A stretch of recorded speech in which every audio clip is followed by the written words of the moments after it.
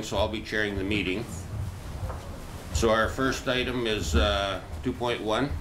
Councillor Schumann. Do you want my name? Should I turn it around for you? Would help. All right, so this item is the co-chairs, Councillor Wilbur and I, asking that we use one of our, we get 2 free uses of our event center a year for city events, and so we're asking, I would make the motion that we use one of those free events for our NCLGA conference in May of 2016. Second, or motion by Councillor Schumann, seconded by Councillor Wilbur. Any discussion? Just point of information, the 2 events we get, is that the city of Dawson Creek or the community of Dawson Creek, if you notice the distinctions? Through you, Mr. Chair, those are 2 events that the city designates. They can designate them for a community purpose or for a council purpose as they choose.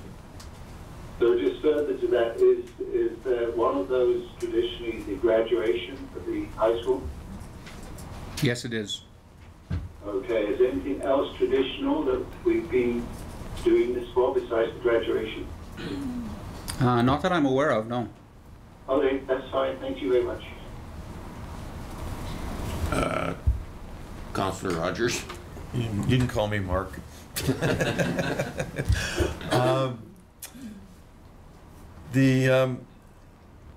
I understand. It's just a. I would like to ask administration. This is just a change of paper, is it not, Jim? Well, through you, Mr. Chair, this exempts the event from the rental fee, but the event still covers the expenses. So there are still staff expenses for the building that are covered. It's just the rental fee is waived. Yeah,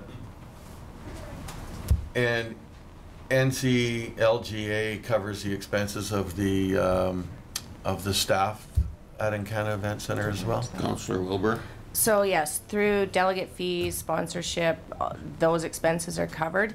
And I would like to add that we are partnering with Tumbler Ridge, Chetwynd, Cooscooping Regional District, and many of those partners have already put in their budget so financial funds towards NCLJ. We have chose not to, so I think it would be prudent of us to at least, because we have the ability to, cover those rental fees off as one of our. That was my next question. Thank you. Any further discussion? All those in favor? Carried. In favor. Carried. Thanks, Councillor Parslow. So I also just want to say that we just spent the last week in Vancouver at our Union of BC Municipalities convention, and spent a week meeting with the Premier, Rich Coleman. Gosh, it just went on and on and on. Mm-hmm. Many very good resolutions came to the floor. We had several from North Central Local Government Association that did well, and I think that for myself it was well worth the time and the energy. It took a lot of energy, and was very busy, and I hope that Councillor Rogers also felt that it was worth the while, being that it was his first convention. But I think that we did well in our meetings with the ministers that we did meet with the policing. We had a lot of conversations around policing and the impacts on our community with the natural gas development and the future of LNG in this province. So well worth our while. Thank you. Thank you. Councillor McFadden.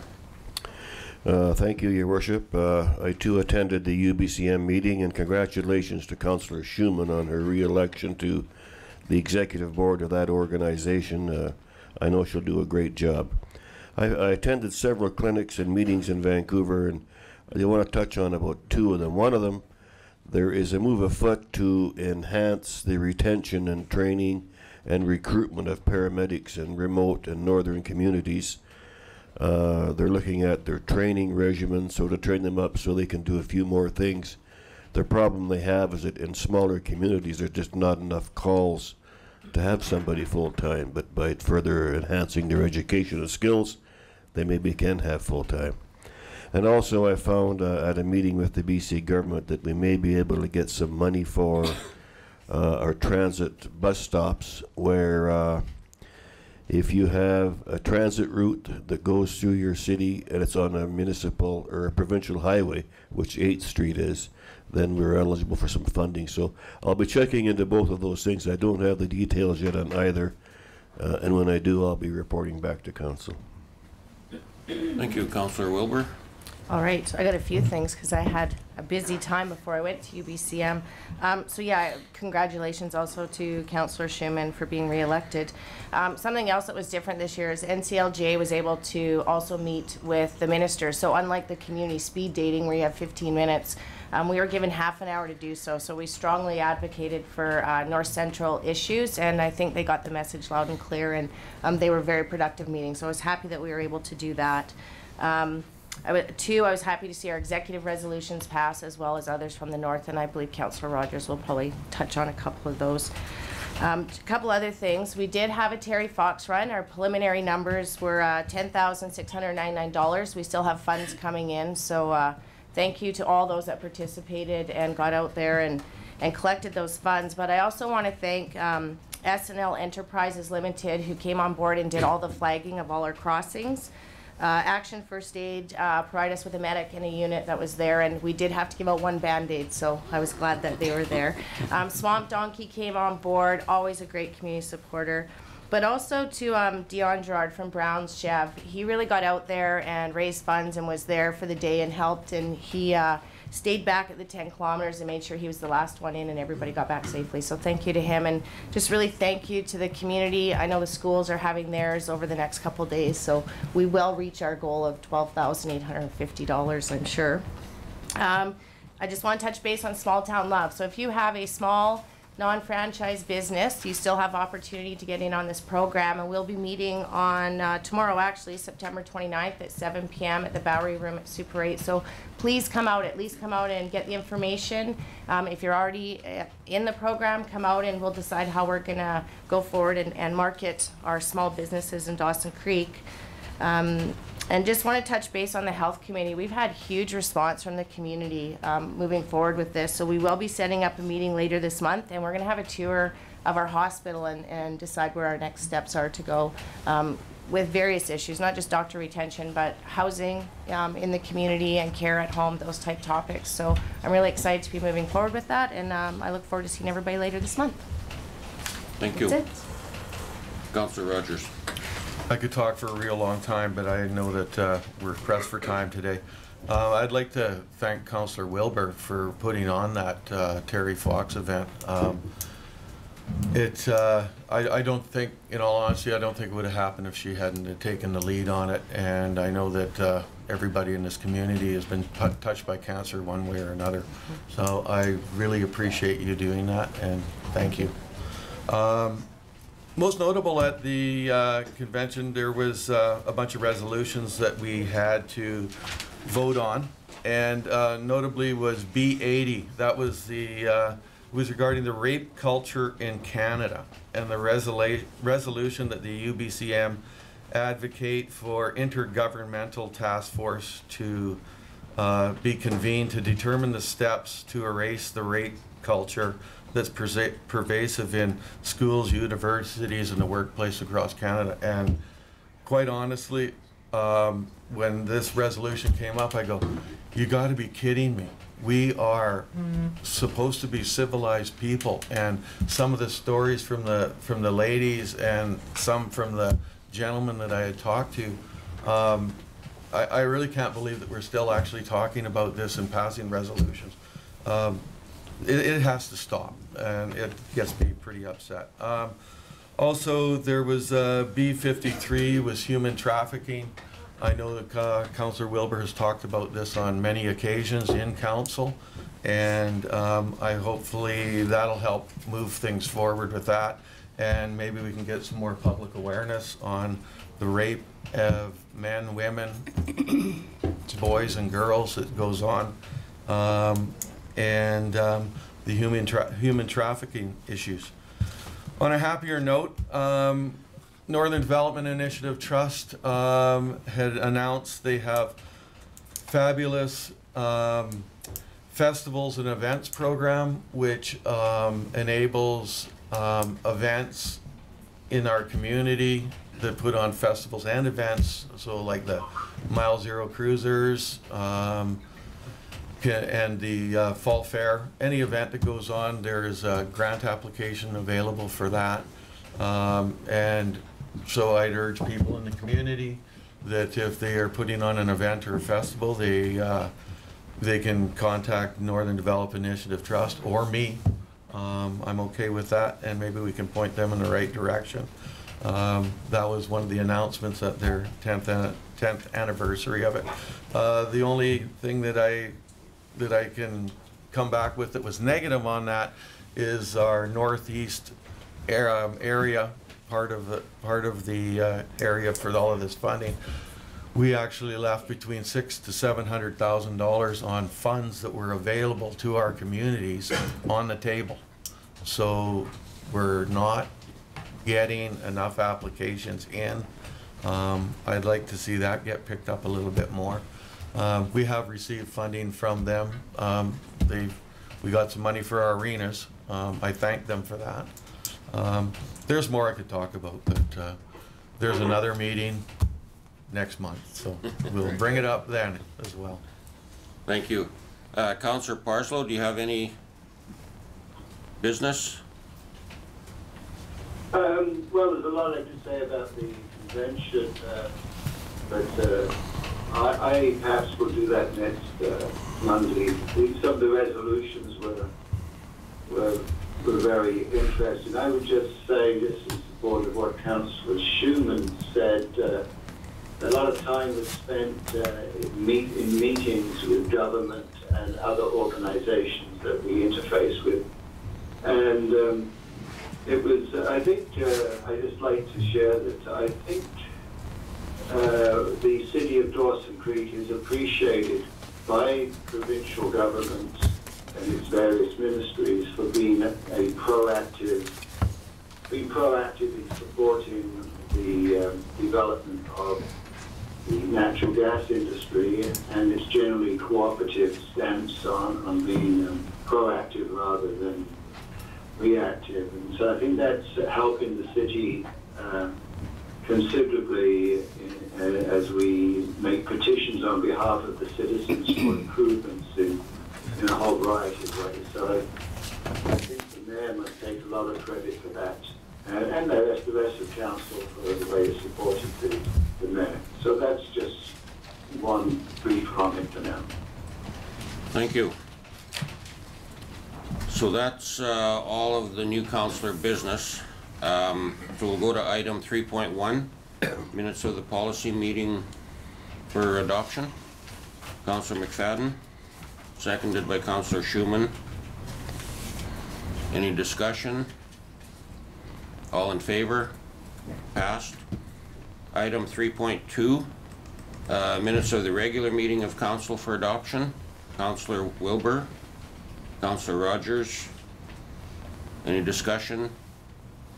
All those in favor? Passed. Any business arising from the minutes? So we'll go to correspondence. Item 5.1, letter from Stuart Flynn, President, South Peace Historical Society, a request to waive building permit fees. Councillor McFadden. So moved, Your Worship. It occurs to me that it's city-owned property, and the organization manages it on a fee-for-service, so it's sort of taking 50 or 60 bucks out of your left pocket and putting it into your right pocket. I would just waive it. I'll make that motion that we waive it. We have a seconder. I'll second it. Councillor Parslow. Any discussion? A comment. Basically, Councillor McFadden captured exactly what I was thinking. This is city-owned property, so it's really an enhancement to the facility there. Ultimately, should anything happen, the city would sort of inherit. I just have to add a comment there that these projects are done by volunteers, and I think, you know, I keep emphasizing that we have to emphasize the work that volunteers do in this community, so thank you for that. Is there any more discussion? Councillor Rogers? You know, I just noted that it's $550. If we approve to waive the $550, I just kind of wonder, you know, what's going to come next. I just look at it. I can answer part of that question, if I may, Mr. Chairman. Go ahead. This project has, the drawings have been seen by council. Notice that Northern Lights College class is going to be building it, and the materials have been bought by the Mile Zero Park Society. A lot of things have been donated, and a lot of things have been specifically cut to reflect the pattern of construction of days gone by through by Mill and Grand Prairie area, I believe, and so I can't see anything else coming along other than the staff has been involved, I believe, in looking at the drawings. But the conceptual design, I think, has been shared by the Mile Zero Park Society at one of its presentations to council. So from my knowledge base of the Mile Zero Park Society, I can't see anything else coming. Councillor Rogers? I just look at it, it's $550, and why is the city, like, you know, are they, it just seems like every time we turn around, somebody comes up and is asking us for money. And I just look at it and go, it's $550. They could have got that through further fundraising. I don't know why the city has to be just seems like we're the first stop. Any other discussion? No. Ready for the question? All those in favor? I'm in favor. Carried. Thank you. The next item is a letter from Paul Chisholm, Dawson Creek Secondary School funding request for a guest speaker at athletic fundraising event.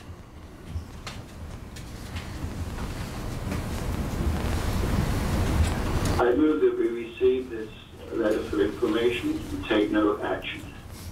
Got a motion to receive for information. Do we have a seconder?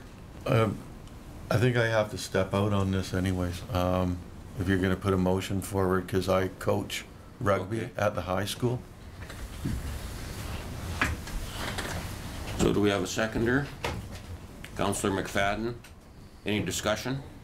Councillor Wilbur? Well, unfortunately, Councillor Rogers was in conflict, but I'm wondering if they don't qualify for the grant that he was talking about through NDIT. They may. Perhaps we could let them know that, and they could get a hold of our grant Well, I writer, think, maybe. yeah, I think Councillor Rogers will probably be willing to help them pursue, you know, other grants. Yep. Any other discussion? No, I just think Councillor Wilbur's on the mark there and directed in the next way. Thank you. Okay, ready for the question? All those in favor? Carried. Favor? It's carried. The next item is 5.3, a letter from Brad Mellinson, System Administrator, Peace River Internet Society, on the permissive tax exemption policy. Move we receive for information. Moved by Councillor Parslow, seconded by Councillor Rogers. Any discussion? All those in favor? Carried. I'm in favor. 5.4, letter from Charlotte Pierce, General Manager of BC Grain Producers, regarding the 2016 permissive tax exemption policy. Councillor Wilbur, I'll move that we receive for information. seconded by Councillor Schumann. Any discussion? All those in favor? I'm in favor. Carried. Next item is item 6.1. Oh, that's delegations. We don't go to delegations yet. We go to reports. Report number 7.1. Quotation on the municipal tractor. Councillor I'll make the Schumann. motion if you like. Okay, Councillor Parslow, go ahead. That report number 15177 from the Director of Infrastructure, request for quotation 2015-38 municipal tractor be received. Further, the staff be authorized to lease one 2015 municipal tractor from Williams Machinery over a 4-year term for $105,074.88, not including taxes. Seconded by Councillor Schumann. Any discussion? I just had a question on the value, Jim. What would it cost to buy it outright? Through your worship, I'll get Kevin or Sean, whoever I can get in here.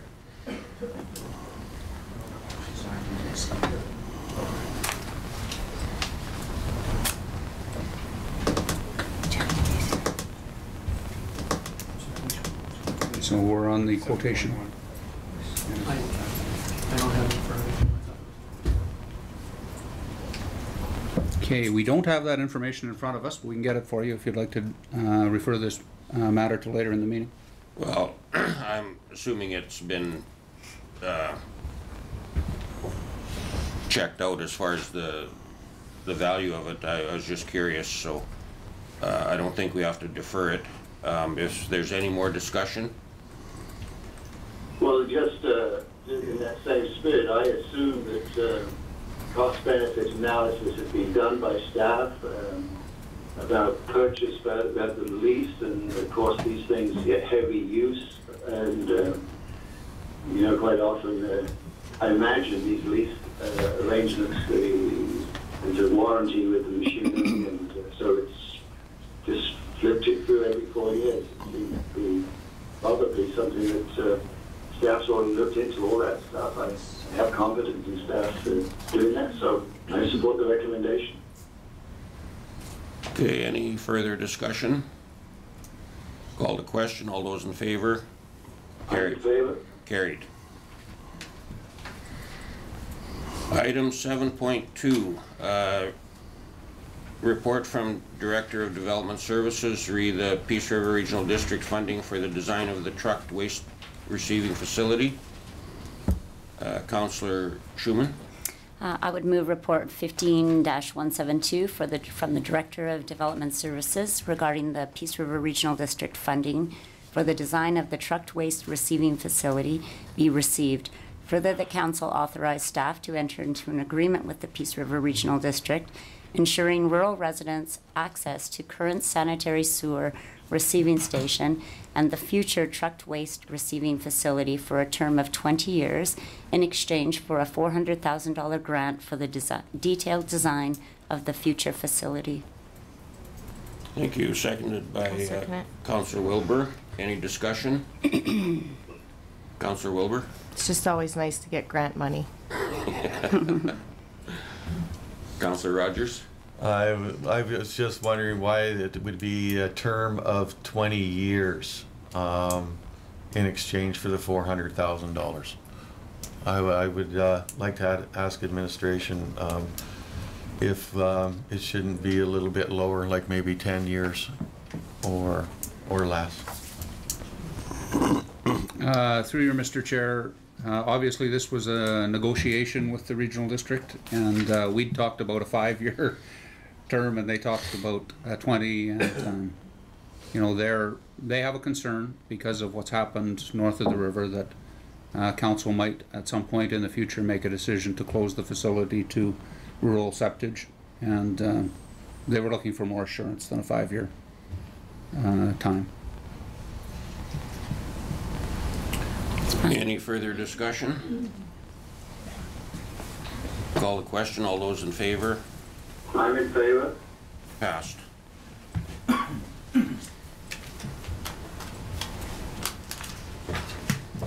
Go to item 7.3, report from the fire chief for Puskupi Fire Safety Inspection Agreement. I can move that motion. Councillor Wilbur. So I'll remove that report number 15-176 from the fire chief regarding the Puskupi Fire Safety Inspection Agreement be received. Further, that staff be authorized to enter an agreement with the Village of Puskupi to provide fire safety inspection, services, and training for an annual fee of $5,000 commencing September 30th, 2015 for a one-year term, and further, that the agreement be authorized for renewal on the same terms and conditions a total of 5 times. Seconded by Councillor Schumann. Discussion? Councillor Rogers.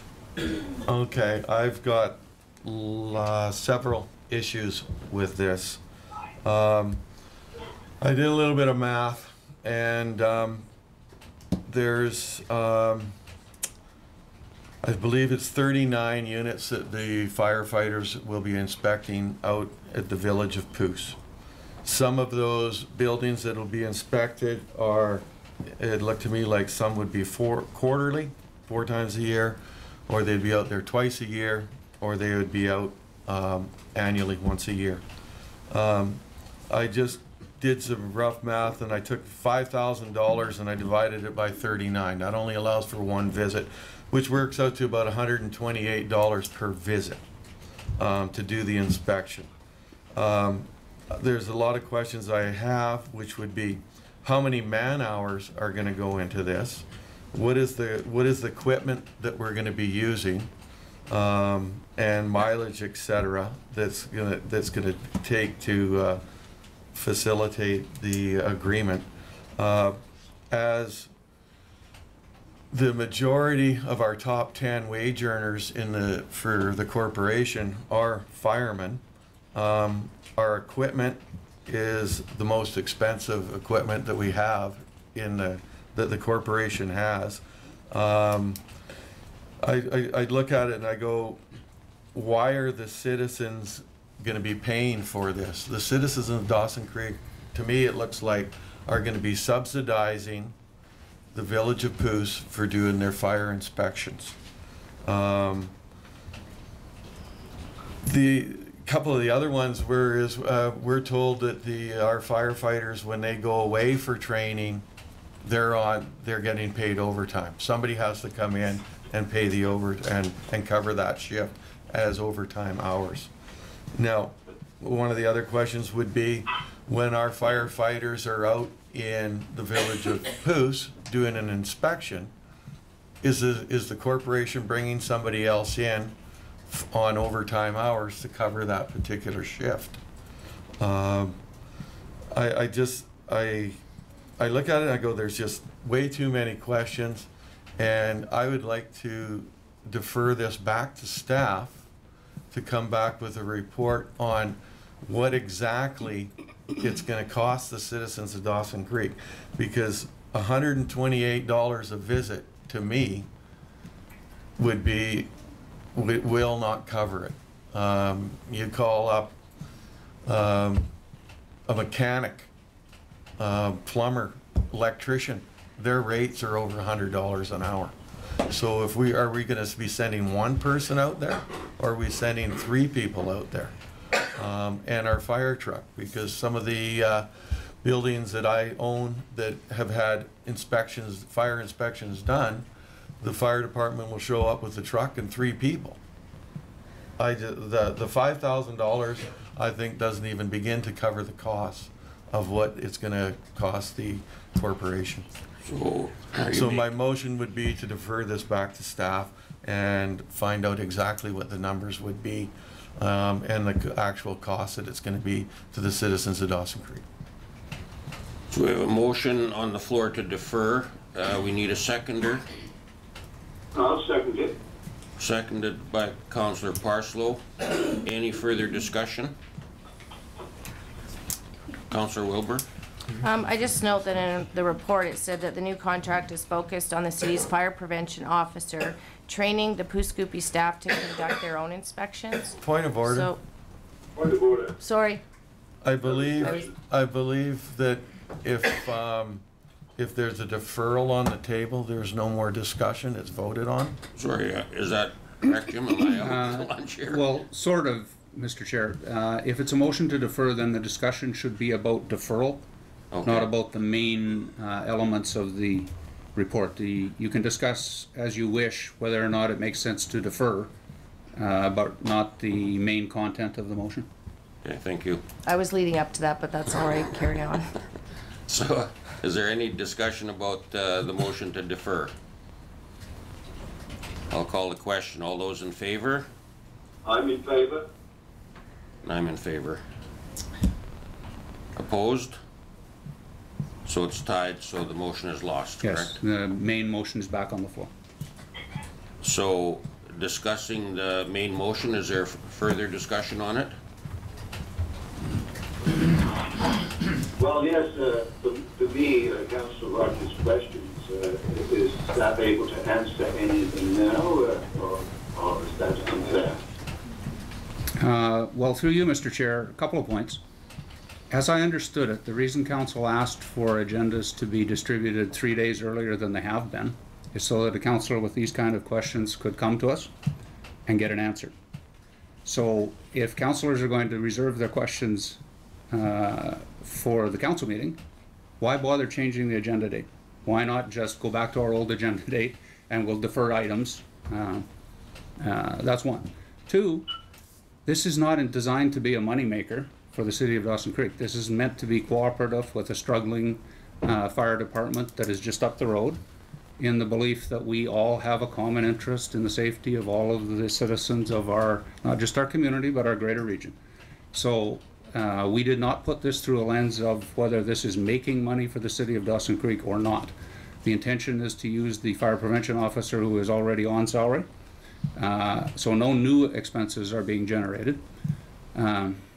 And so I can bring you back a report at some future date. Well, actually, that motion didn't pass. Yeah. But if I had brought you a report on whether this is a money maker or a money loser for the city of Dawson Creek, from the staff point of view, that would have been irrelevant in the first place because the goal here was to help out the Poos Fire Department. Thank you. Councillor Schumann. And I might add, the Poos Fire Department does quite regularly help out our fire department on larger calls, et cetera, et cetera. So I'm in favor of this. Councillor Wilbur.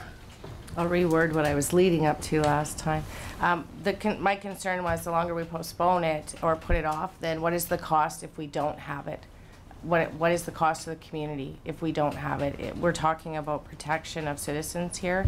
And as Councillor Schumann stated, they do come on board and assist us when we need it. And we are looking at, in this agreement, training them so that they can look after that themselves. So to me, safety doesn't really have a price tag on it for me. What is the cost if they don't have it and we don't support them and lead them into the future where they can look after themselves and train the people that they have? Thank you. Councillor Rogers. Okay, the reason I didn't bring this up to staff is because I was quite busy. The part of it, I just, it's kind of frustrating for me here because I'm looking at $5,000. I'm not looking to make money, but I'm just looking at the cost that it is going to cost the citizens of Dawson Creek to be subsidizing fire inspections for the village of Poos. Regarding the timeline having to be, having this deal to be in place by the end of September, I would say that this could have been brought to us a long time ago. You know, it should have been it should have been brought to us a long time ago. This is the first time I was aware of it when I opened up my agenda the other day. The cost of $5,000 doesn't reflect what it's actually going to cost. Supporting the fire department in Poos, yes, I'm in favor of supporting the fire department and Poos, but not at the significant cost that it's gonna cost the citizens of Dawson Creek. The village of Poos had been paying a fire chief. There was, as well as the volunteers, they ceased to be paying for that service. So is that the responsibility of Dawson Creek? Because they've already made monies, there's cost savings for them by not hiring a fire chief. And I'm pretty sure it wasn't $5,000 that they were paying their chief. And now it's gone back to volunteer. I just, unfortunately, we had the opportunity of asking staff for a report. I can't support this because I don't see the dollar value that is there for the citizens of Dawson Creek, and I don't think it's fair for the citizens of Dawson Creek to be subsidizing to the extent that I have a feeling they will be subsidizing this service. Thank you. Any other discussion? I'll call a question. All those in favor of the motion? Charlie? I'm opposed. Those I'm opposed? opposed. I'm opposed too.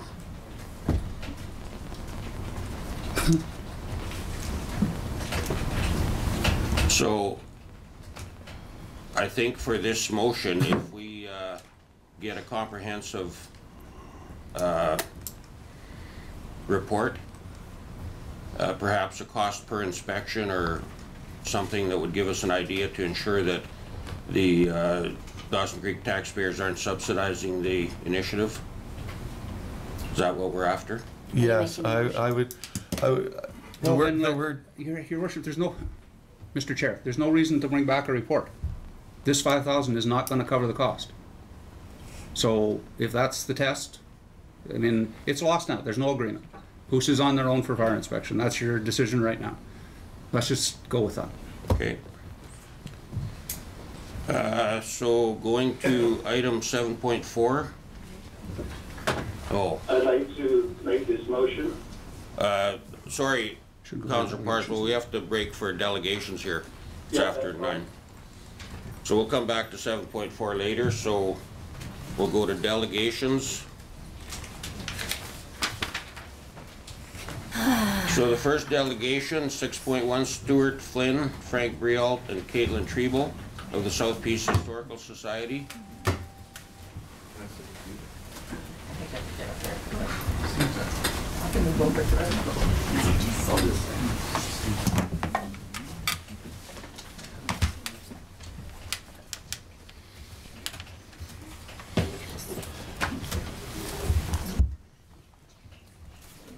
Hi, how are you?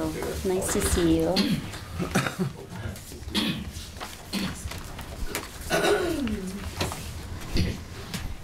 Thank you.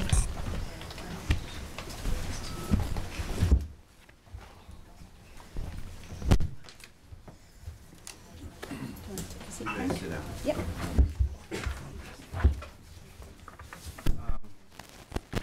I'll start right now. Morning to the chair, and to all city councilors of Dawson Creek. First, you all know I'm Stuart Flynn. I'm president of the Southeast Historical Society, and I'm here to introduce you to this handsome gentleman on my left. Here is Frank Brialt, and this young lady here is Katie Treble.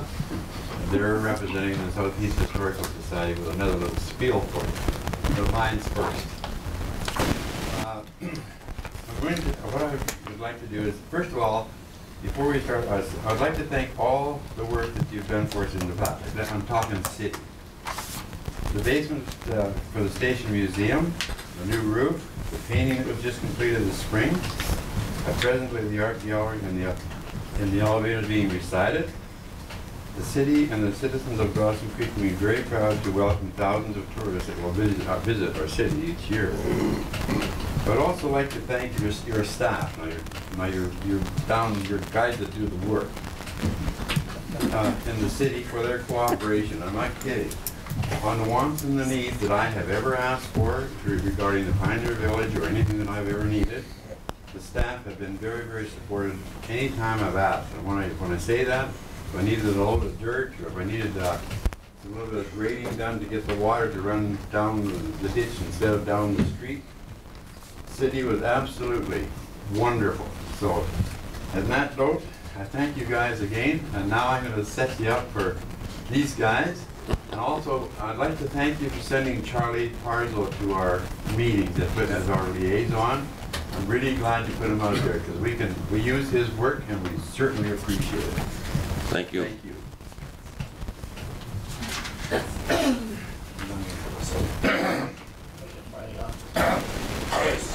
voice going there. Good morning, especially to your chairman, Paul.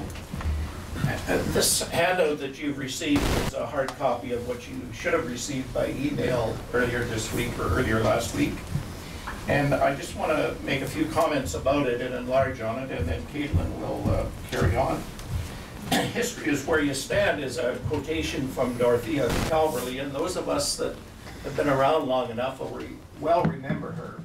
She made a great contribution to raw material and put it into something that was logical and readable, and now it's printable and we're able to digitize some of it. And I suggest to many people that they go to the Southeast Historic Society site and to the Dorothea Calverley site and read and see what is available there to look at and understand more of the history of our community.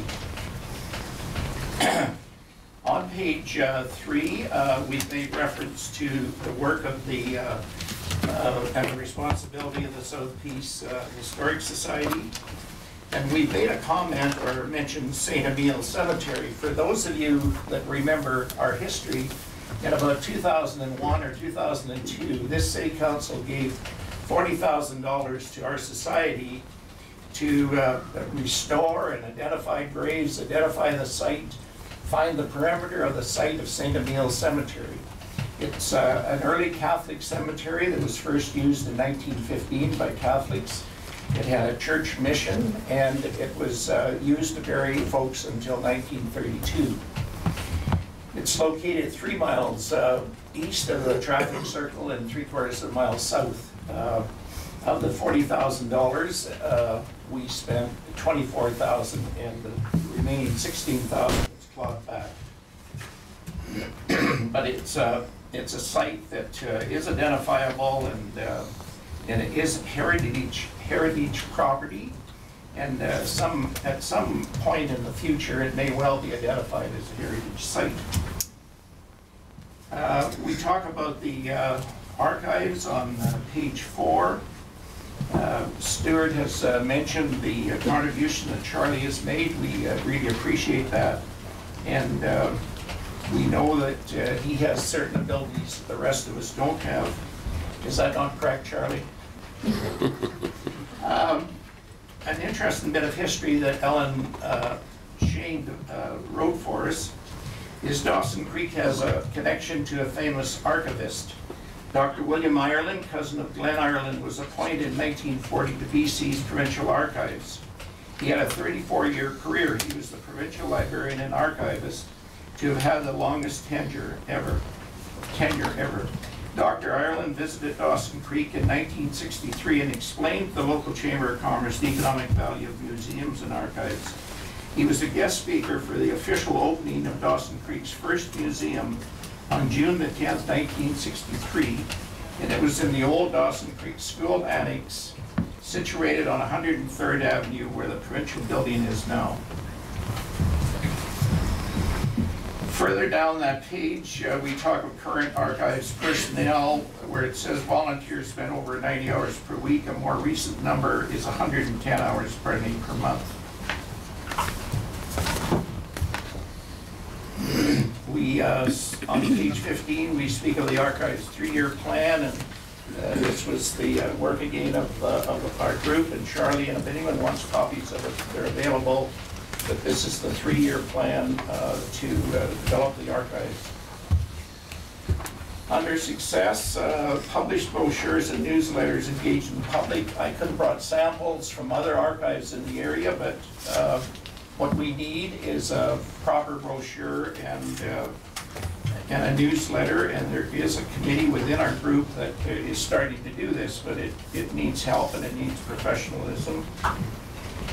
Under financial requests in the original email you got, it would have read $50,000 annual fee for service, including the existing fee for service. However, the word should have been excluding EX, and so there's been a change made in the handouts that I've given you this morning. We've had a committee seeking grants.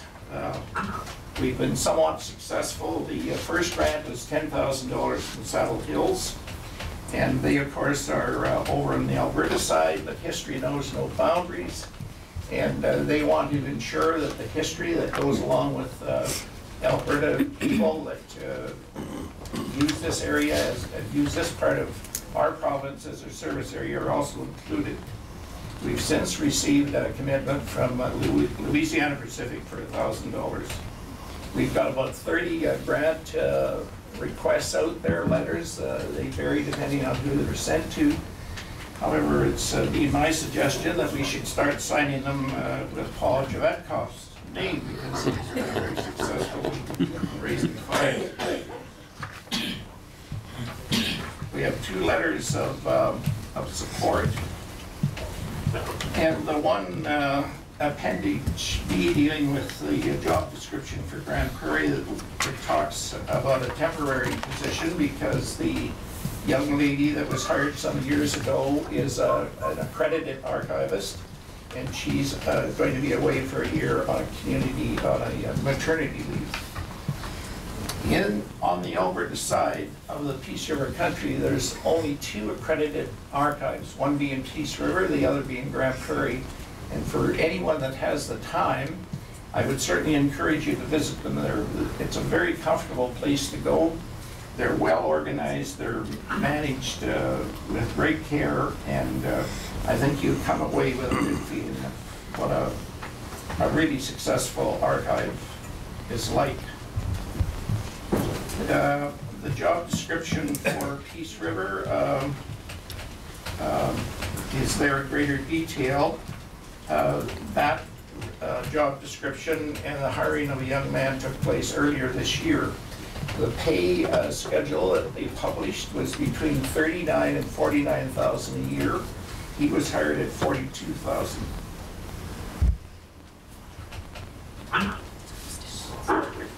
Okay. Caitlin says my time is up. Thank you. So currently we have volunteers putting in up to 110 hours per month in our archives. They're working on an extensive digitization project, putting everything onto a digital catalog. And quite frankly, a lot of people are getting burnt out. This is a job that's too big for volunteers. And it requires really specialized knowledge of documenting and cataloging. That's really only comes to a person through the education required for archival positions. So there's an increased pressure on volunteers right now to comply with the strict archival codes and processes, particularly in terms of technology and digital work. There's a very specific process dictated by national and provincial archives for the best keeping of historical records, and I think it's really important, and we think it's important to preserve these records to the best of our abilities, especially as we're drawing on events like the 75th anniversary of the Alaska Highway and things like that. It's to have our maps stored properly and newspapers and things like that, it would be a big benefit. So we have Frank already kind of outlined our 3-year plan, our goals, and what successes will look like. Should we have this professional leadership in our center, and we believe that the community of Dawson Creek will enjoy countless benefits as these goals come to fruition. The first priority, I guess, is to employ this archivist who will lead us, and with the coordination and professional oversight, we'll be seeing hopefully strong alliances with the city, regional district, school district, college, and First Nations under Treaty 8 and other nations in the area. We hope that this person will also support our volunteers provide some training for them so there's not so much human resources burnout. We would like to see a complete digital catalog, ongoing seminars and workshops, which we currently don't have because there's nobody to teach them or lead them. We want cooperation with school district for active school curriculum projects and things like that, intergenerational workshops, lots of good stuff that we're hoping to have this professional oversight for. And so what our request is that we ask that the city consider in its upcoming budgets an increase in the annual fee for service to the Historical Society in recognition of the vital services that this group provides to the community. The current fee for service amounts to $6,000, which pays for the annual rent for the 2,700 square foot storage facility in the Calvin Crook Center.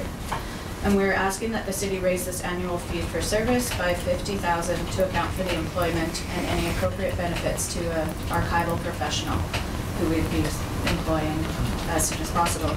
And we do have the commitment from Saddle Hills and Louisiana Pacific that can help to offset the first year of these costs and help with training and other startup things. So I think that you consider that request. Thank you. Any questions? I just have... Mr. Chairman, can I make a comment? Yeah, go ahead. First of all, one of the joys for me of being on City Council is to be the liaison with the Mile Zero Park Society and the Historical Society. And I've got to know quite a few people I otherwise would not have met. The city's provided, I'd say, a first-class facility at the Calvin Crook Center. And as I scanned the members of the Historical Society, I'd say we are at a point where we council needs to make a decision about do we really wish to be a center for archives, because we do need to have this professional support. We're not just the archives for Dawson Creek, though. We seem to be the Southeast archive. There's a point to reflect on. And it's often, we just think Dawson Creek, in fact, we serve a region in this aspect.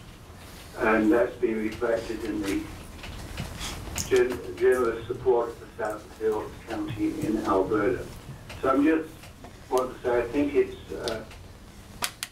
we want to have an archive, we want to have a record of our community historically, and if we move forward, as we continue to develop as a community, we're at a juncture where things cannot continue as they have been, primarily because of the age, and I want to say the technological leap forward that's happening with this type of work. So I say it's a pleasure working with the group, and I do think we need to consider this request at some later juncture in our budget deliberations and in our dialogue during the meeting when we consider this. Thank you.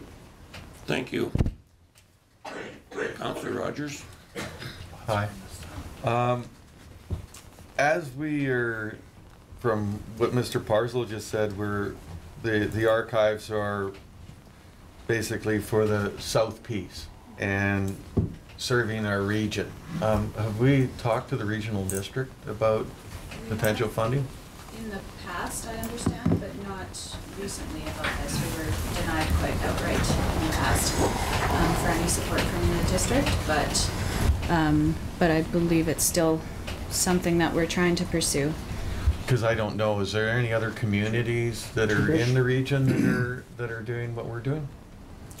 Not exactly, but everybody has some archive material in some form. We're probably the most advanced, the most significant. Fort St. John has a very good facility, which is a combination of a museum archive unit altogether. The person that leads that is actually a curator. She's not an archivist, but she is capable of doing some archival work. But coming back to your question about regional district traditionally has not given money for wages. They've given money for infrastructure and that sort of thing. And until that has changed, at a meeting that we had with Mayor Campbell earlier, he was going to look into this probably in some more detail. We haven't spent a lot of time at regional district for that reason. Okay, thank you. And actually, as Paul would know and others, it's very hard to raise grant money for wages. You can raise it for cabinets, you can raise it for paving, you can raise it for this and for that, but when it comes to wages, it's a different issue. So with the archivist that would be hired, like that's going to be a full-time position for years and years down the road? Absolutely. It'll be a city asset, preserving human history. Thank you. Well, I think the archives are important, and it's nice to see some younger people involved. Yes, thank you. I know you're talking about me, Paul. It's always, But yes, we're very, very grateful for our. So I wish you luck, and I have to compliment you on the work that you've already done, the volunteer work. It's nice to see, and like I say, the archives are pretty important. So thank you. Thank you. Thank you.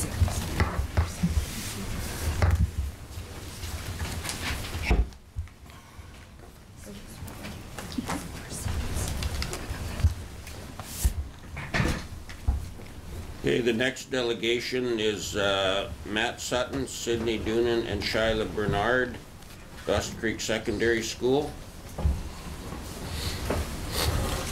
Are you taking that, Mark? Yeah, I'd like to just give everybody a brief history here. I believe council knows that when we chose to sponsor the What If conference that the Rotary was putting on, it was accompanied with part of that sponsorship included 4 tickets to the event. And as a council, we decided that 3 of those tickets should go to students from the South Peace Senior Secondary School, and that they would accompany the mayor to this event as well. Sit down, you guys, relax. There's not enough seats. I will stand. So here they are. Mr. Chisholm is over here too. Would you like to come up with them as well? Sure. And if you guys would just introduce yourselves to everybody, and then we can ask you a couple of questions. Hi, I'm Sydney Doonan Stromquist. It's nice to meet you. Hi, Sydney. I'm Shyla Bernard. And I'm Matthew Sutton. It's nice to meet everybody.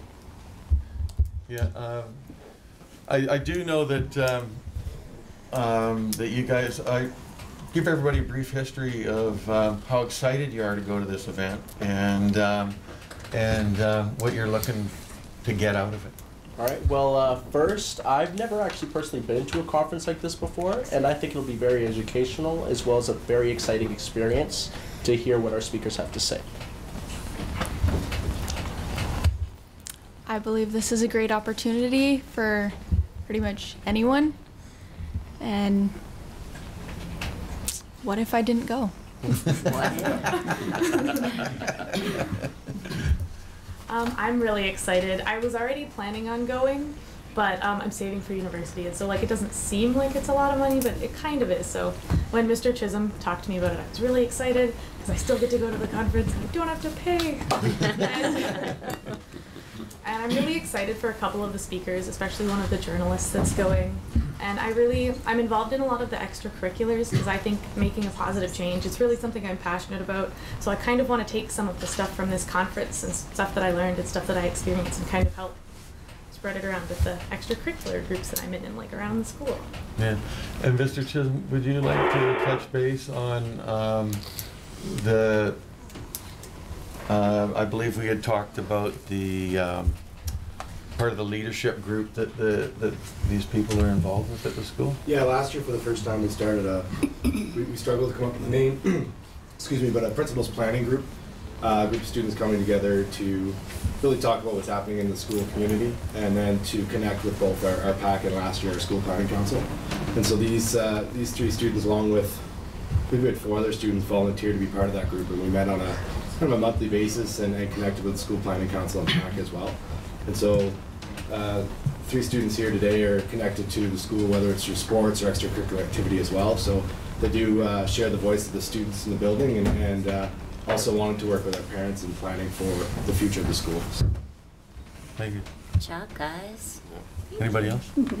I just have to congratulate you on getting the tickets. It's going to be an awesome experience for you. These conferences are, I've been to a few of them, and Rotary is a really important community service club that's involved globally. So, you know, they're into all kinds of different things all over, and you're going to get a lot out of it.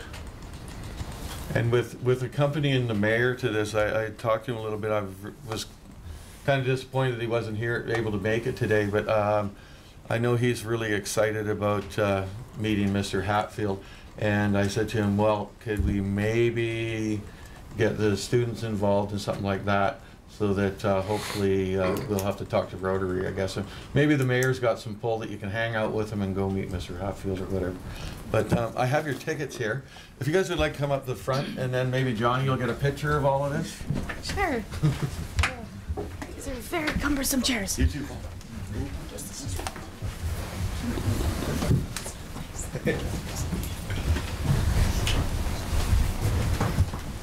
I'll go on this side. Let me go. To the side, like make it in.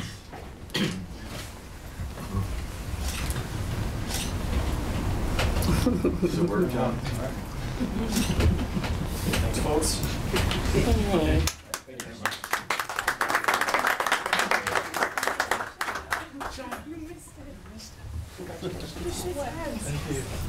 The next delegation, 6.3, is Eva Hutchinson, principal of the Mountain Christian School, in attendance re the permissive tax exemption.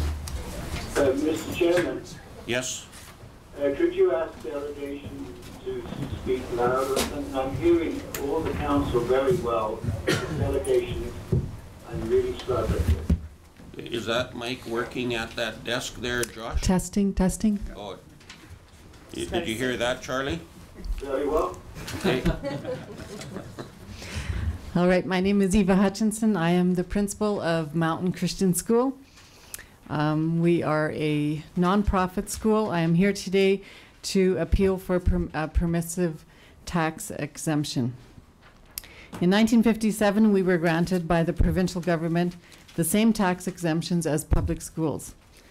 However, a pair of recent events has made it possible for some cities to charge property taxes on the portion of the school's property that is outside of the building's footprint.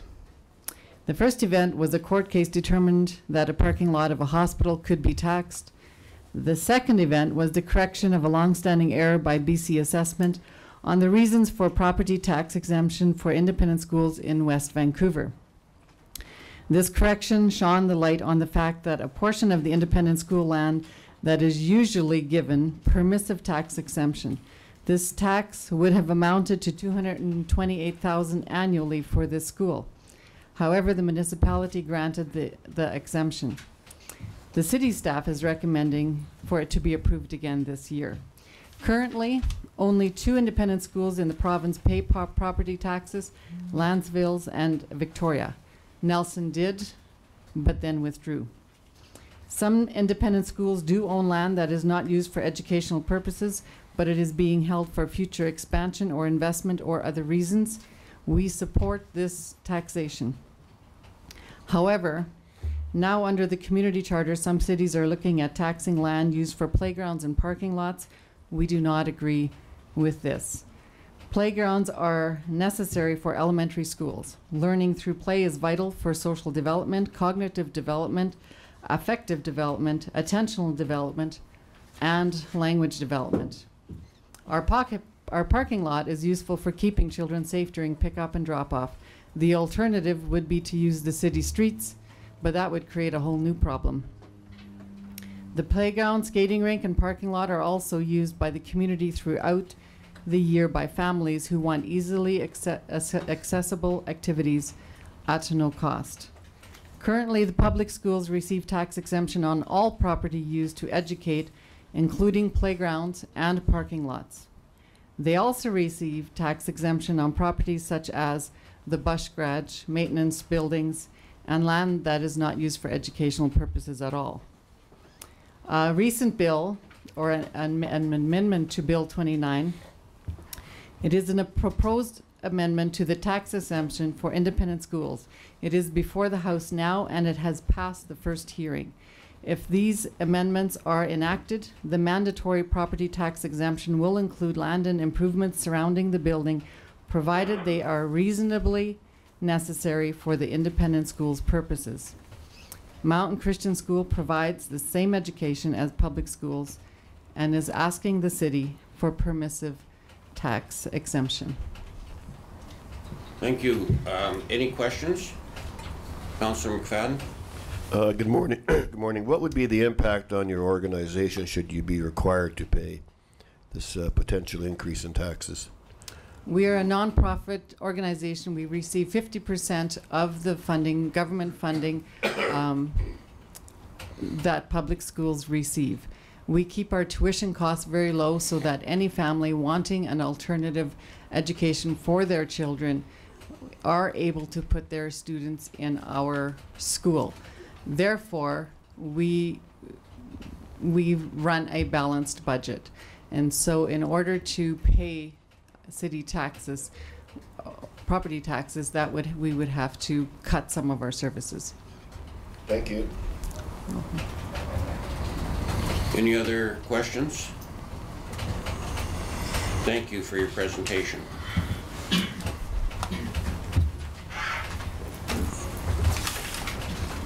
The next delegation, 6.4, is Ronald Graham and Eric Schaefer, Willowbrook Congregation of Jehovah's Witnesses.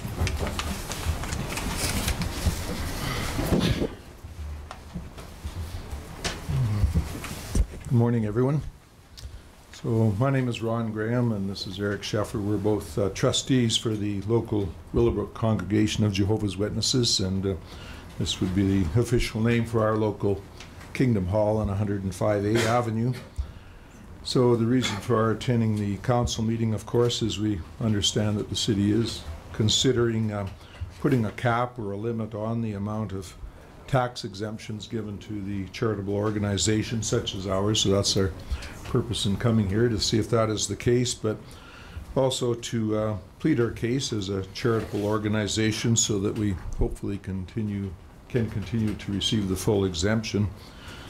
The city's policy, if I could just read a paragraph here from the preamble, is that the City of Dawson Creek recognizes the significant value of volunteers, volunteer groups, and agencies to the spiritual, educational, social, culture, and physical well-being of the community. A permissive tax exemption is a means for council to support organizations within the community which further council's objectives of enhancing quality of life and delivering services locally. So we feel that we would, of course, qualify here for this exemption. Our organization is made up strictly of volunteers. We don't even have any paid ministers as such, and our focus is more on the spiritual aspect that is mentioned here. Under your eligibility criteria, we would qualify for at least 5 of the points here. We are a non-profit organization, or a charitable organization, place of worship. We do provide family-oriented services to our members as well as some to the public. And of course our meetings are designed for the skill development. Our meetings develop public speaking abilities with people who are our members, respect for people of all ages, including seniors and teenagers. So as mentioned, we don't have any paid clergy, where our members are all volunteers. So we aren't requesting any additional funding, as I know some organizations have been requesting additional funding. All we're asking for is that the city continue to, with the property tax exemption as it has in the past, and is the case with many municipalities or cities throughout the country. Any questions? Any questions? Councillor Wilbur? It may seem like a silly question, but what you said you had lots of volunteers. Could you tell us of any of the volunteer work that you do within the community? I know that everyone provides services, so it might be nice to get it out there, just what services are provided. Well, primarily our volunteer work would be our ministry that we engage in. As well, we help families, family issues and so forth. We have a body of elders that do that. Myself and Mr. Sheffer here are two of the elders in our congregation, so whether it's counseling services to help families with problems, whatever the case may be. Well, thank you for doing that. Okay. Thank you. Any other questions? Thanks, Ron. Thanks. And Eric. Paul.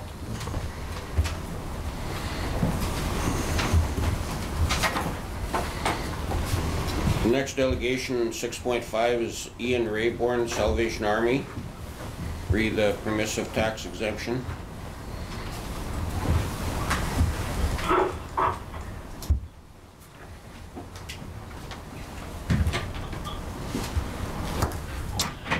Good morning. Thank you for hearing us today. Let me introduce myself. I'm Ian Rayburn. I'm the new officer along with my wife at the Salvation Army. We arrived in Dawson, right near the beginning of July. So we are new to the community.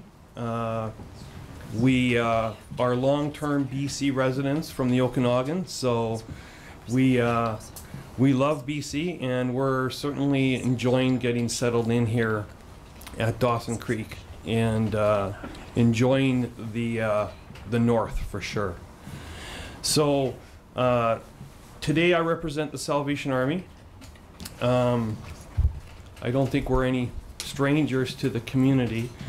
Our services, our function in the community is really to reach those that have some of the greatest needs in the community. And we do that through our food bank. We do that through our family services, offering emotional, spiritual support.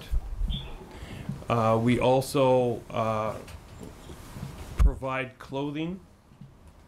We provide house goods through our thrift store, and so we really have three components in the community. We have our building on 104 Avenue, which is where we conduct Sunday services and family fellowship. We have our thrift store downtown, which allows for really the recycle of goods at a low cost. And we have our family services right next door to the thrift store, which is downtown, which reaches families in need. To address the thrift store, just to say that, the thrift store, the profits for the thrift store go really directly back into the food bank and into the community. So it's really a not-for-profit endeavor, and that's sort of, our connection to our main connection to the community. There's many other things. We work with volunteers. We work with the disabled community. We work with mental health. There's just many things that our arms and hands reach out to. And to address the tax exemption, the permissive tax exemption, we are asking for that exemption. We feel it would directly impact what we do in terms of being able to reach the community in the ways that we do. So I'll leave it at that. Thank you. Thanks. Is there any questions for Ian? Councillor Wilbur? I actually don't have one, so anyone coming after you knows the question I just asked. I'm going to ask of everybody. So thank you for telling us the services that you provide to the community, but I just wanted the opportunity to truly say thank you, because you do a great service to our community, and without you, we wouldn't have those. So thank you. Great. Thank you. Any other questions? Thanks, Ian. Thank you for your presentation. Next delegation is 6.6, Reverend Gordon Warner and Reverend Sean Robillard, Bethel Pentecostal Church. Let's see. Wait for the tax.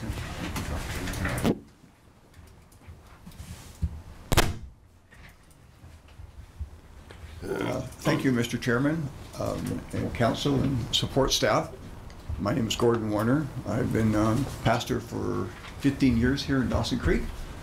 Our church has been around for about 72 years in Dawson Creek, and my associate pastor is Sean Robillard, so he's basically going to make the presentation today. Thank you, council and chairman. I just want to make a few notes about our permissive exemption request. Our case has got a slight little twist to it. As of 2013, when Mountain Christian School, we purchased a new property to move them to Park Hill. I applied to BC Assessment to reclassify our facility because we were under a double classification of 6 and 8. 8 being religious and 6 being educational.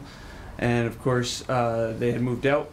At that time, after speaking with BC Assessment, they were also reviewing and changing their policies as well and updating them. And so we come to find out that we had a secondary classification on our facility, causing our taxes, our possible taxes to be quite high. I have since contacted them, and I have the letter which I have sent to you in the packet that reclassified us now back to Class 8, which is solely religious in purpose, no longer Class 6. So speaking to that, then it leads us back to what the services that our organization provide for the city. Of course, we do all the same criteria that have already been presented by some of our colleagues before us. But since Mountain has moved to their own facility, it has afforded us the opportunity to take our facility and start to do more community-based programming, i.e. Our networks programming. Many of you will probably be aware of that. We've also done the Coldest Night of the Year Walk for Homelessness and whatnot, which will be an ongoing event, which is coming again in 2016. And so we do weekly services for the community. Anybody is welcome to attend those things, as well as groups for all ages from 0 to the day you pass. And we even take care of once you pass. So we can do all of that. And we also have other organizations that are tied to Bethel, which is Heritage Heights, which you may have heard. They are also up for taxes, which is not part of this presentation. But all of our members, or all of that board, is made up of members from our church, which provide affordable housing for seniors as well. Back to networks, we do the Good Food Box program. We provide free clothing, free furniture, which is really recycled furniture because the community donates it to us, and we then donate it back to whoever needs it. And at no cost, no charge. All of our people are vetted. We have a great director that runs that, Jacqueline Jansen. During the week, we run programming for your spiritual development. We run counseling programs and such that help impact the lives of our citizens. And so, without taking too much of your time, we offer quite a few varied programs for the citizens of the city, and would request that we would be exempt from our taxes this coming year, as we are assessed to be under that classification, and would like to say thank you for considering our request at this time. Thank you. Any questions? Councillor Wilbur. Just my thank you. It's all. It really is about thank you. So thank you for all that you do for the community, and I just want to make sure that everyone is acknowledged for that. And Jacqueline is a wonderful person, and you're very lucky to have her because she does do a wonderful job. And we want to publicly say that we're very grateful for Jacqueline Jansen, all the work that she does, tireless efforts, many hours, just to help those that really need a hand up. They're not just looking for a handout, they're looking for a hand up, and she not only offers those things and our volunteers with her, but she also offers just time in support of just being able to communicate together and make friendships and connections and relationships. So we thank her as well. Thank you.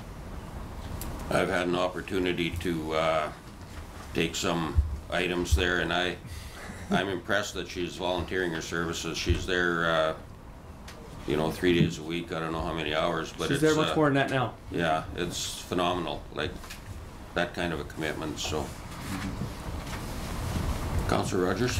I'm just kind of curious, what kind of a financial impact would this have on us? Yes, thank you. Just to give a quick history, originally on the document that we were sent, we were up for, I believe, $44,000 in taxes from none. And then once the reassessment came in, it's around the 15. That's our networks program alone uses more finances than that to run the program throughout the year. So essentially, it could wipe out networks. If you just want to use that as an example, right off the top. So you're talking about a $15,000 hit? Yeah. Okay. So where do you hit first? The things that cost you the most. So, you have to look at those kind of things. So it would affect all kinds of programs that we do, whether it be working with our teenagers in the community or children's ministries or the like. But it could affect mainly, it could affect those that are most in need. Thanks. Thank you. Any other questions? Okay, thank you for your presentation. Yeah, thank you for having us. Bud used to do that too. So maybe I just It's a nervous habit. I do it. Okay, the next presentation, should we break now, Jim, and get ready for the tax sale, or? Right now's good for us. If you maybe get these ones in, you're clearly not going to get through your delegation, so maybe after this one, break long enough to set up for the tax sale. Okay, this is Anthony Vigor, Rob Knock, and Randy Haney, Grandview Chapel. Thank you, Mr. Chair. Thank you, City Councilors, and thank you, concerned citizens, for being here today. It is a privilege to come before you and provide some feedback regarding the permissive tax policy, exemption policy, for not-for-profits within the City of Dawson Creek. This here is Reverend Rob Knock. I'm Reverend Anthony Vigar. Randy Haney, who's attended many council meetings here over the past year, couldn't be with us today, and he apologized for that. On behalf of Randy Haney, I'll move this over. I don't know if Charlie Parslow can hear us. On behalf of Randy Haney, he writes this. We might ask that the city well consider the incalculable contribution the churches are adding in support of and to the direct benefit of our community, all at zero cost to the city. Instead, these churches, not just Grandview Chapel, give to the community at their own expense. One might consider that the members of our congregations, for the most part, are homeowners and are already existing taxpayers in this city. Many of the not-for-profit organizations, they're volunteer-based.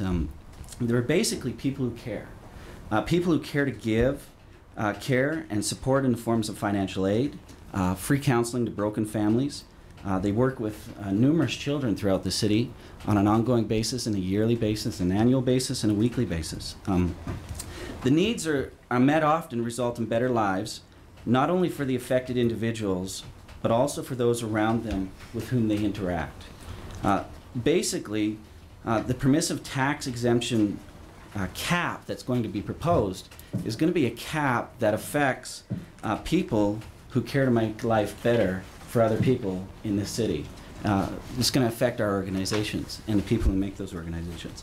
The City of Dawson Creek has a great opportunity, this is Randy Haney's words, now to show it cares deeply about its community as a whole by leaving the permissive tax exemption policy as per historical precedents in both honor and appreciation of those who so directly contribute to strengthening this community of Dawson Creek.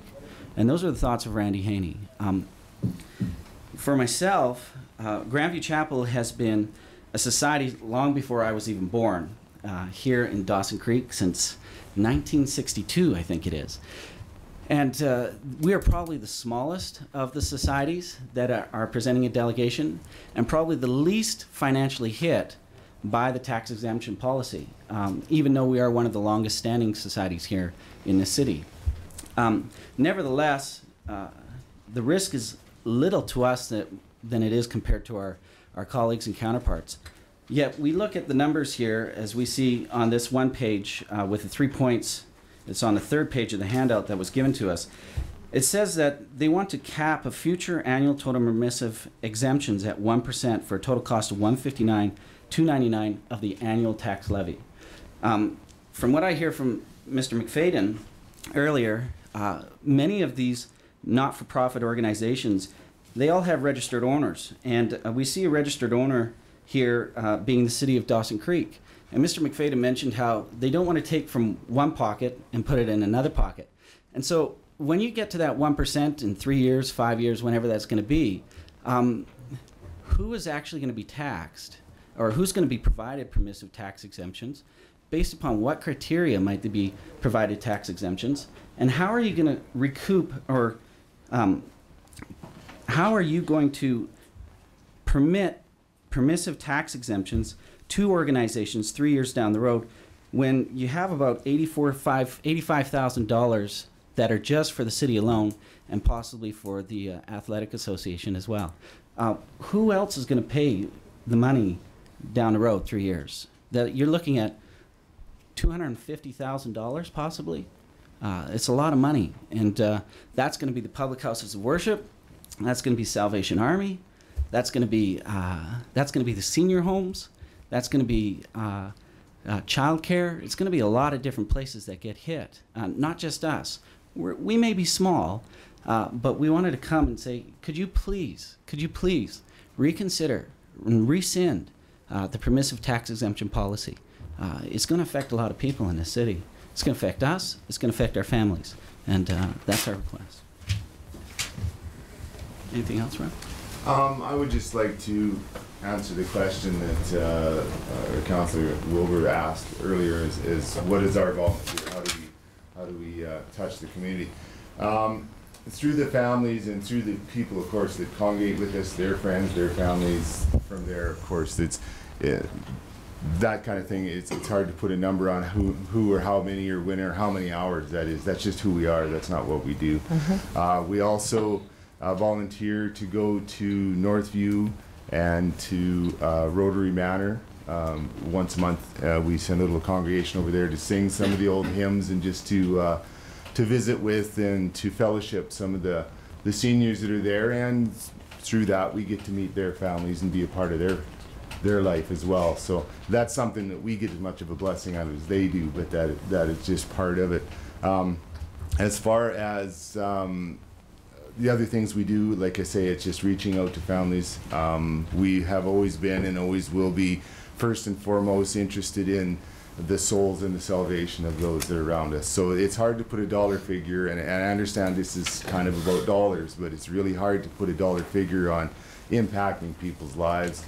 The volunteer hours that we have, we are almost completely volunteer. We do pay one person, but I mean, we got to support, right? And don't muzzle the oxen. And so, but it's all through people just coming and donating to us. We do not ask the city for anything else. So this is the support we get from you in that way, and we appreciate that as all the nonprofits do. And we are here as a voice, not just for Grandview Chapel, but for all those that volunteer and put out their lives and their hearts to those around them that they see in need. So we thank you for this time. Thank you. And in 62 years, I don't think we've ever been before the City Council before to ask for money, and so this is the first time we're asking you, please continue to be benevolent to the organizations who show a lot of benevolence to other people in the city. Thank you. Thank you. Councillor Wilbur? Oh, yeah. Please, I was going to say, I really just wanted everyone to say what they do so that the community is aware, because we do tape our council meetings. And I have to tell you, coming from an Irish musical background, my grandfather's highlight of his week when he was in care was when the choirs came and sang. So, you know, the service that you provide does have a ripple effect through the community. So I just taking the opportunity to thank each of you as you come up for all that you do for the community, because it does make a difference. Thank you. Thank you. Thank you for the opportunity. Thank you. So we'll break now for the recess tax sale? for the tax sale, yes. For 7 minutes, I guess. We have one point of business here before we start the delegations again. The Dawson Creek Athletic Association are involved in the permissive tax issue, and there was a mix-up in getting their delegation onto the agenda, so they're here now and they would like to speak today. So what we need is unanimous vote to allow them to speak. Mr. I'll Chair, move it. Yes? Could you speak up? Your usually resonant voice, it seems a little jaded right now to me. Oh, I had my mic off, sorry. So, Well, that doesn't help, but I'm in favor of them. okay, so it's unanimous, so we will allow them to speak. Thank you. 12 delegations. So our next delegation is Penny Ems, South Peace Motocross, regarding the permissive tax. Good morning, everybody. How are you today? Good, thank you. And how are you? Good. I'm nervous. Don't be nervous. So, I'm not sure if any of you guys have ever been out to one of our races. I know I was talking to Terry and he had said that he had been at the races and had asked to participate a little bit and was a little overwhelmed. So if you've been out to our track to one of our races, you can see our pits are full. They're beyond full. They're bursting at the seams. We host 2 annual Peace Motocross Association races a year with approximately about 250 riders with their families from all over northern BC and Alberta. We even have people coming from Terrace, Edmonton, Burns Lake. This brings revenue to the local hotels, restaurants, grocery stores, car washes, etc. Every 8 years, we host the annual year-end banquet for the PMA, as well as for the past 5 years, the annual PMA AGM is held in Dawson because of its centralization to all the other communities that are part of the club. Our club was started in 1999 by approximately about 15 to 20 members. We have approximately now 30 PMA riders and another 20 plus non-PMA riders and parents. The Dawson Club was one of the first clubs in the Peace Motocross Association, which now includes Taylor, Beaver Lodge, Grand Prairie, Fort St. John, Fort Nelson, Peace River, and Chetwynd. We like to instill in our workers that hard work, or our members, that hard work pays off. It also inspires teamwork and pride for our area as all the members do all of their own work. We're the only club in the PMA that owns our own equipment for track maintenance and preparation. We're also the only club in the PMA that has its own underground water system. The club worked for over 3 years, stuffing newspapers, delivering phone books, etc., to be able to buy this system. We purchased it because it was a necessity for safety reasons. When we have our races, the track gets very dusty. So we felt that we needed to have that installed for the safety of the riders on the track. The other equipment that we've got is our spec cultivator harrows, which we've recently acquired through partial donation from farmers in the area. It's basically old equipment that they no longer use, so they sell it to us for a really, really cheap price. We're currently fundraising to purchase our own tractor. Each year when we have our races, we have to beg, borrow, grovel to the tractor dealerships or farmers in the area to be able to get a tractor to run our equipment to track the prep the track for race day. So this is what we're working on now, is saving to be able to purchase our own tractors so we can maintain that track the whole racing season and keep it safe for the people riding out here. With our club, you're not just a member, they're a team player. Each of the riders, members, learn basic work skills and morals out at the track. They learn carpentry, electrical, plumbing, landscaping, truck driving and equipment operation, and basic business skills. I don't think this is something that a lot of the athletic clubs supply to their members. When you're part of some of the other clubs, you just show up and play your game and go home. There's no requirement to maintain your facilities. We're one of the few clubs in Dawson that are self-sustained. The city supplies no money to us whatsoever. We receive no grants. We receive no manpower to maintain our area. That's all done sufficiently by us. Aside from the tax exemption for the previous years, we've never received any grants from the city for quite some time. I think probably maybe 2000 or 1999, whenever this city had their 50th anniversary. We received $5,000 then. Since then, we've received no money. The other clubs around town, they receive maintenance for their facilities. They receive city employees to do that maintenance, cut their grass, water their lawns. The hockey arena gets their ice. So there's several clubs around town that receive funding from the city. We receive none. Playing hockey is a passion, riding horse is a passion, and so is motocross. It might not be any of your guys' passion, but we do have a lot of people that are very involved in it. I don't know if you guys know, we've had in the last 15 years, 2 riders from Dawson Creek. Wayne Jones and Sean Cowan were both within the top 5 nationals in Canada. So they were almost the big pro boys. Right now, we have several of the young kids in our club racing for that same stature.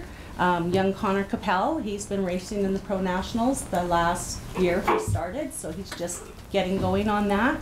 And we have many of the Schauber, Corbin Moss, some of the other boys that were doing it. They grew up and realized they had bills and couldn't get hurt any longer, so they kind of had to stop doing it. As I said before, the kids are working towards having a safer environment to ride in by purchasing a tractor.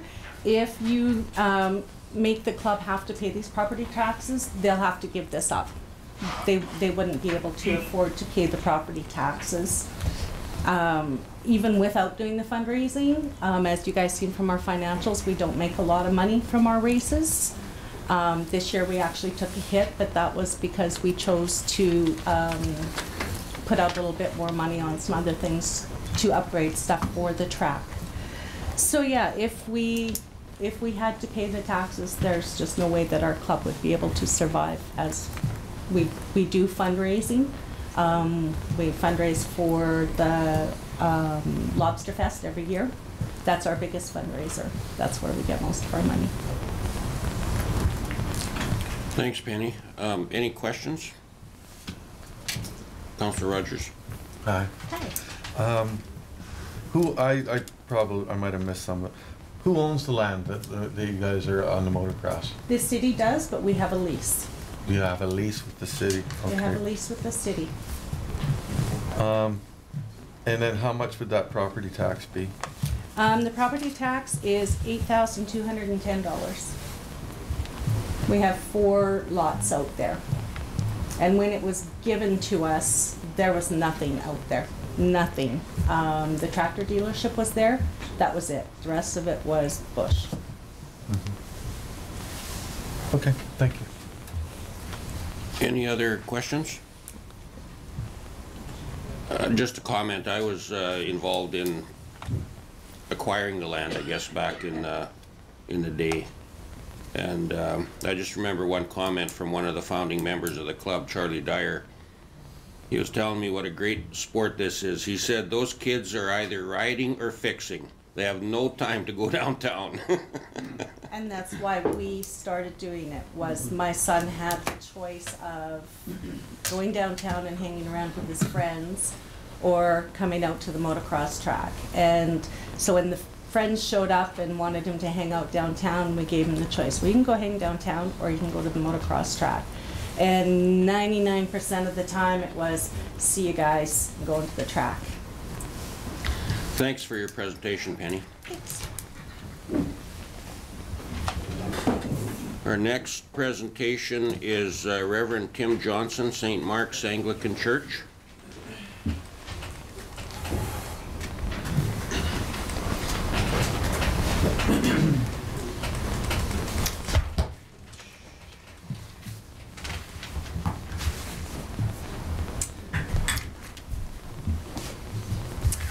Mr. Chairman, council members, Charlie, hello.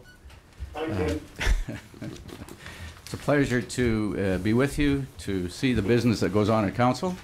Fascinating. Almost bought myself a house, but I managed to keep my hands to myself. You and I both.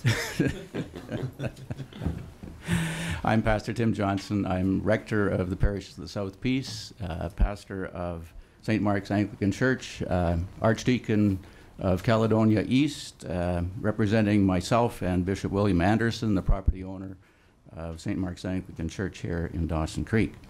I want to thank you for the tax exemptions that have been in place for so long.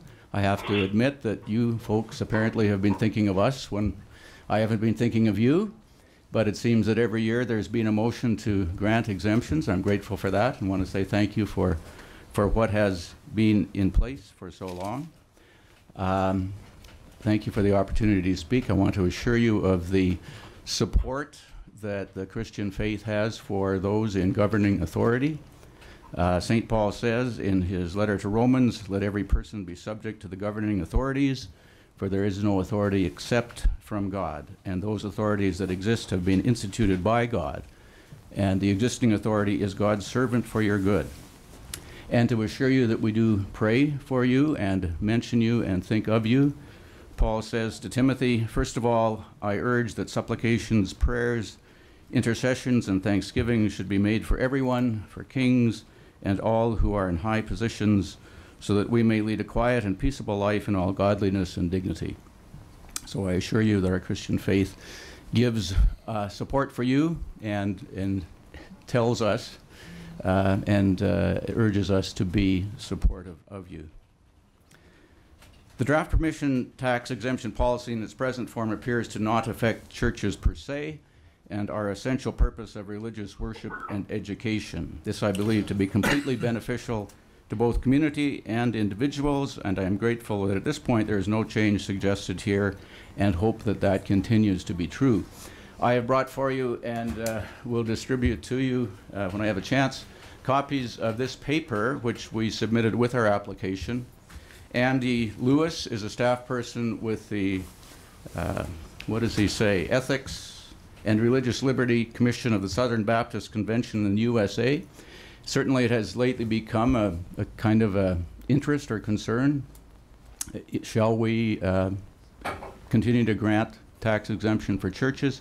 This is a paper that he put together out of research statistics. There's 2.5 pages of references, bibliographic references at the end, pointing out the many benefits. And I'd like to put that into the hands of you as council members and not just have it stapled onto the back of our application. I think it gives a tremendous background for reasons that churches should be given this exemption.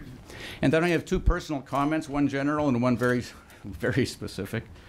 I want to express my reservation about changing the basis for permissive tax exemptions from criteria such as purpose, charitable status, or other descriptive qualification to an arbitrary number expressed as a percentage of total tax income.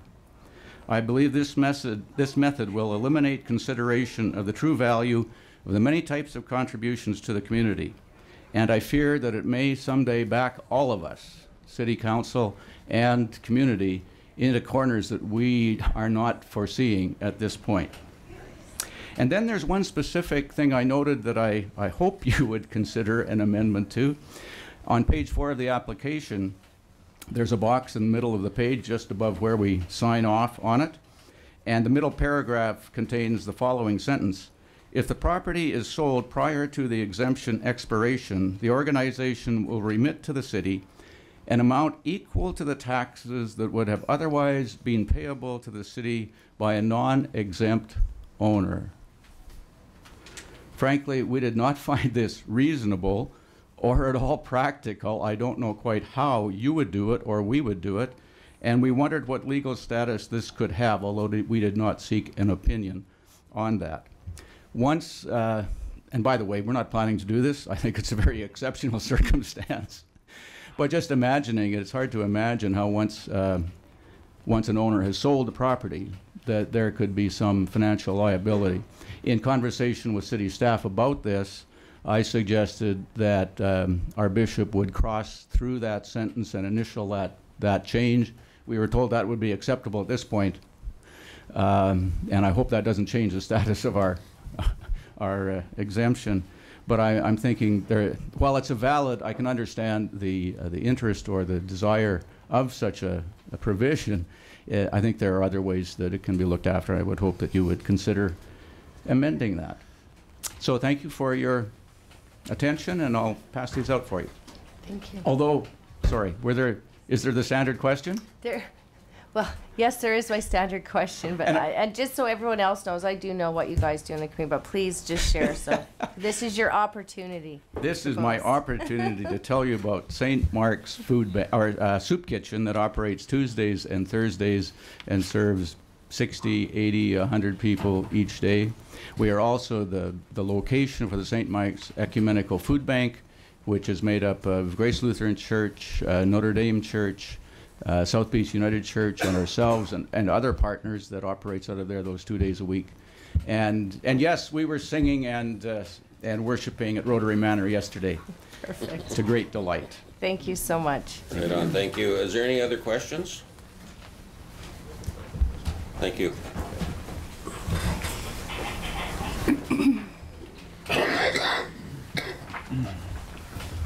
Thank you so much.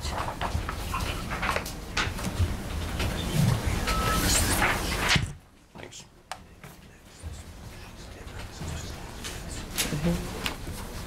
Thanks, Tim. It's good to see you. Okay, our next presentation is Reverend David Roche and Mrs. Phyllis Roche, Dawson Creek Community Church. Actually, we're in three hats. Thank you very much. So approach each one. Mrs. Rock couldn't come today because it was something that happened at the school. So I'm here as that as well. Mr. Chairman, I can't hear. Oh, I wasn't at the mic yet, Charlie. Okay. All right. Fine. Our name is Dawson Creek Community Church, and we're kind of the white church you can see out your windows there. And so one of the things we do, we're very excited when we got that building, because out of every window we can pray for different levels of government. We just stand in the windows and pray. You can see us doing that sometime if you want. And we believe there shouldn't be any changes for the church property tax. We want to thank you for the years that you've done that for churches. And the reason being is churches in our community help our community in so many ways. Our name, Dawson Creek Community Church, we chose that name because we just didn't want to be a bunch of people in a church doing things. We wanted to be part of the community. And so our mandate was to help the community. And some examples that I'm going to give you, in general, a lot of churches do, and some are specific to our church. First of all, I believe that churches are a godly moral compass for the community. So regardless of some doctrines, what we do is work on people's character. We work on families. We do all sorts of things. We do funerals, hospital visits, seniors. We help fundraise for other group things like the ARC, etc. We do counseling, mental health, youth, children. Training, our church specifically training for families, for singles, for young adults, for newly married couples. And they become productive members of the community. So it helps our community. We do care homes, we do food for the poor. We're right downtown, so we get all the street people wandering in all the time. So we have a small food bank there, as well as working with the Salvation Army Food Bank. And so the first time we give out food, no questions asked. The second time, they have to sit down with me or two other people, and we talk about what's going on in their lives. Why is this happening? How can we help them overcome? We kind of have a saying. We say we're trying to help them out of the circle of poverty to a circle of security. So if they want to continue to get food, they have to continue to see how we can help their lives. And we're quite small, so we can't do a lot of things, but we have lots of contacts with other groups to get these people back, again, productive members of the community. We as a church visit the police and fire departments. We sometimes, at Christmas time, stand outside the fire hall, wake up the firemen singing carols. We provide meals for the police at Christmas time, things like that. We also provide volunteers and organizing when a disaster happens. If you remember a number of years ago when the fire happened and they shipped that whole city to us, basically our church took charge. We set up food things, and a whole bunch of things came together for our city that way, and we began as a city to have a better emergency system. Myself, being the president ministerial on and off for quite a few years, I know all the churches and I see all the things that they do, and I see how they affect our community. They help our community. The federal government gives churches a nonprofit status for these reasons, because they realize as the federal government that churches help the moral fiber of our communities, help people in general, and help people be productive. To finish, changing the tax code with our church and other churches may prevent some of these benefits that us and other churches that we offer the community from continuing. So that's the church one. So now, do you want questions on that one first? Anything? Is there any questions for Reverend Rock on that? Just my standard thank you. Thank you for all that you do for the community. So now I'm representing Ron Pettigrew Christian School. And again, the school believes we should not change the property taxes for our school because our school helps the community to grow and prosper.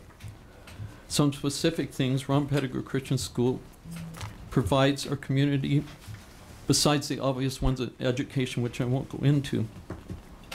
Our theme at Ron Pettigrew Christian School is to train tomorrow's leaders.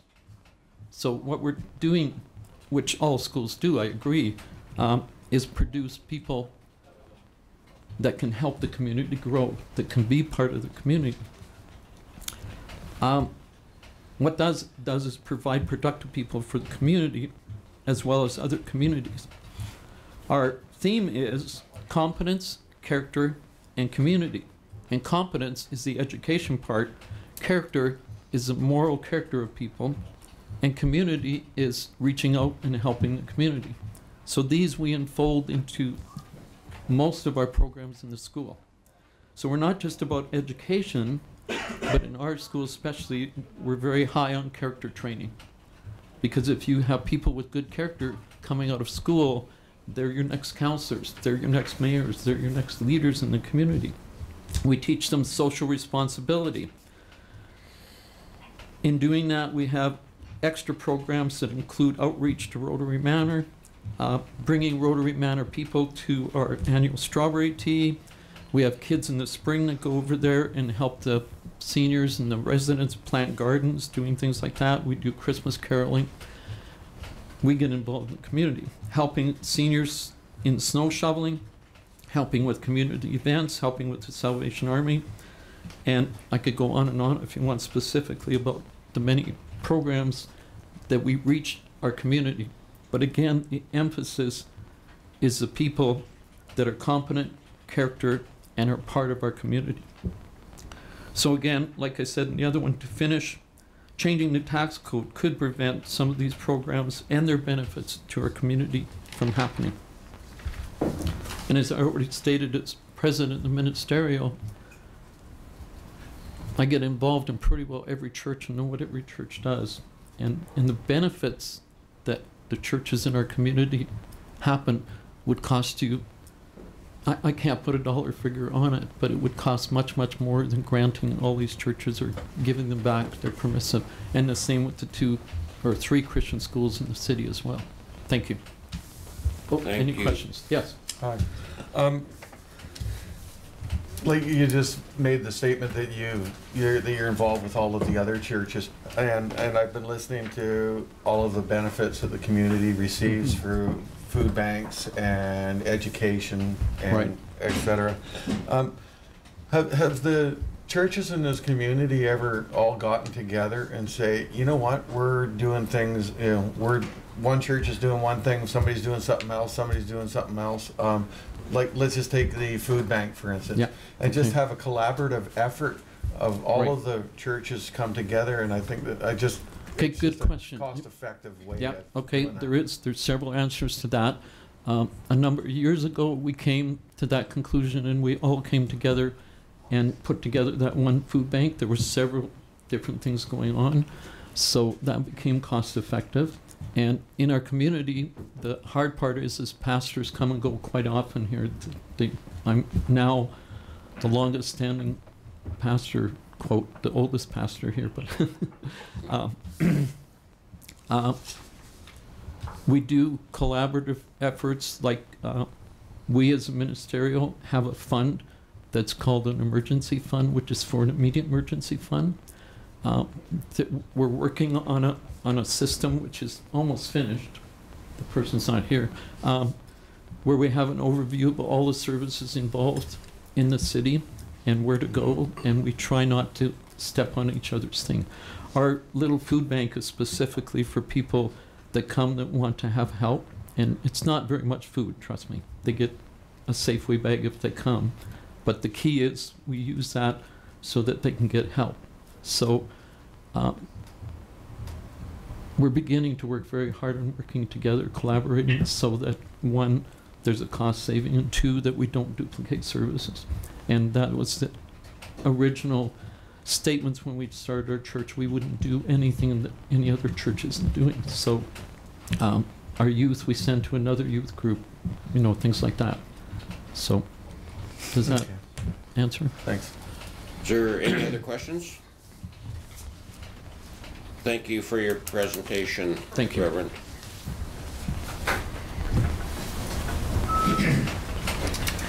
Your next presentation, 6.11, Reverend Marilyn Carroll of the South Peace United Church.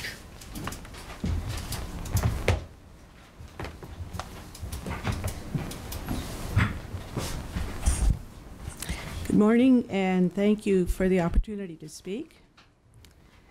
United Church has been present in Dawson Creek since 1929 and longer in the South Peace region. We've been at our current location, which is just over there, and I'm assuming Charlie remembers where that is. We've been there since the 1950s. The purpose of our building, because we understand the church is the people, and we have a building in order to accomplish our work. So currently in our building, we provide weekly worship. We provide weddings and funeral services for anyone in the community who comes seeking that. We partner in the community with organizations like South Peace Community Resources to do an annual celebration on December 6th on the Day of Action and Remembrance for Violence Against Women. We also partner with other churches, and Tim mentioned already the St. Mark's Ecumenical Food Bank, of which we're a part. Currently, we are partnering with the Aboriginal worker with the school district in providing gift cards for food for kids. Over the years, we've provided space for such groups as Girl Guides, AA, Drum Circle, Healing Group, and the list goes on. Our church is used not only for worship, but for fundraising activities to maintain our ministry. So suppers, community theater productions, teas, garage sales. At the present time, I think most churches, as maybe it's true for many not-for-profit societies, are struggling financially.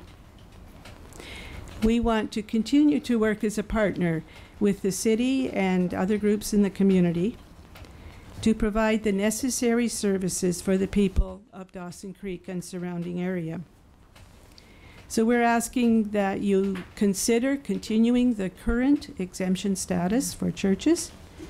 We're not an elitist group only providing for our own members, but we seek always to be an inclusive resource for anyone in the community who needs us.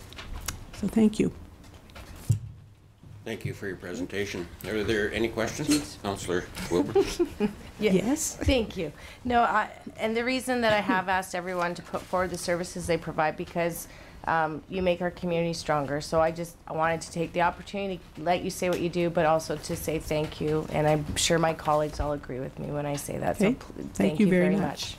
Thank you. Okay, the last delegation is 6.12, Dawson Creek Athletic Association, Gary Higson. Uh-oh. He's got company. Morning, Councillor Gavakoff, councillors. Morning. Morning, Marie. Thanks, Jim. You're in a dual capacity, both representing the Dawson Creek Athletic Association and the Dawson Creek Golf Course.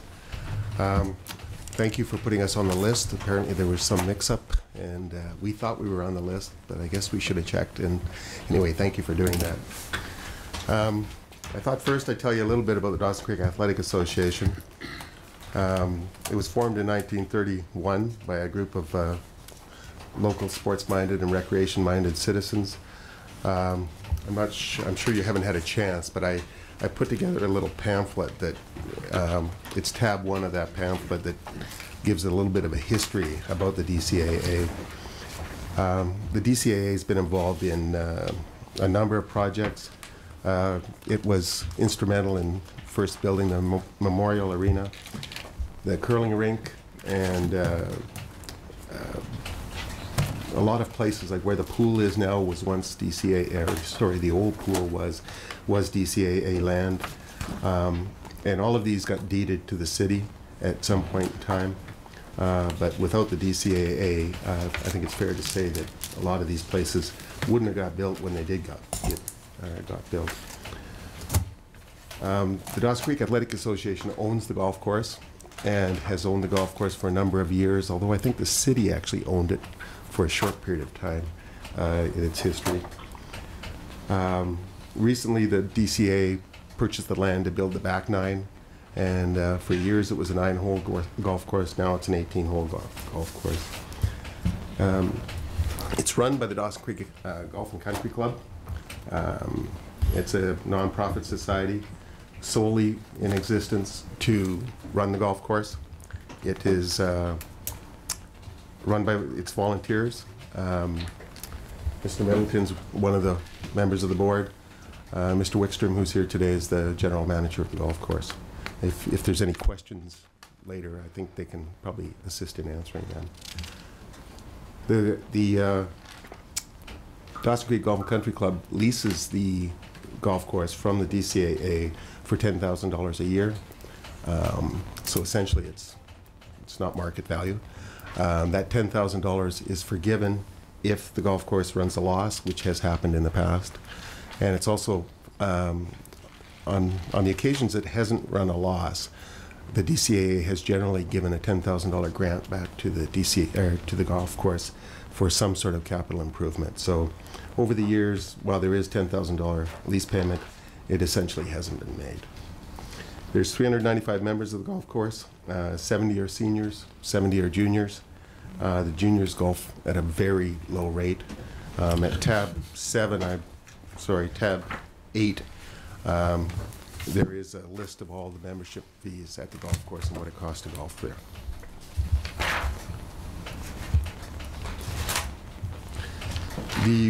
What we would submit to council is that there's a number of benefits from having the golf course there. Number one is it's a green space within the city of Dawson Creek, and I don't think that happens many places where you got a very large green space that's inside the city of Dawson Creek that doesn't cost the city, well, I don't believe it costs the city much except maybe lost revenue from taxation. Gary, can you speak up a little bit? Sorry. Oh, I'm sorry. Maybe I'm not using the mic. It's instrumental in attracting people to Dawson Creek, whether it be professionals, workers, businesses. One of the things people ask about when they're looking to relocate is there a golf course? Is there an event center? Is there a pool? All of those are important things, and the golf course is one of them. It's important to tourism. It's the first thing you see coming into Dawson Creek from the north. It's the last thing you see heading out of Dawson Creek to to the north. People stay here sometimes because they want to golf, or because there is a golf course. The golf course offers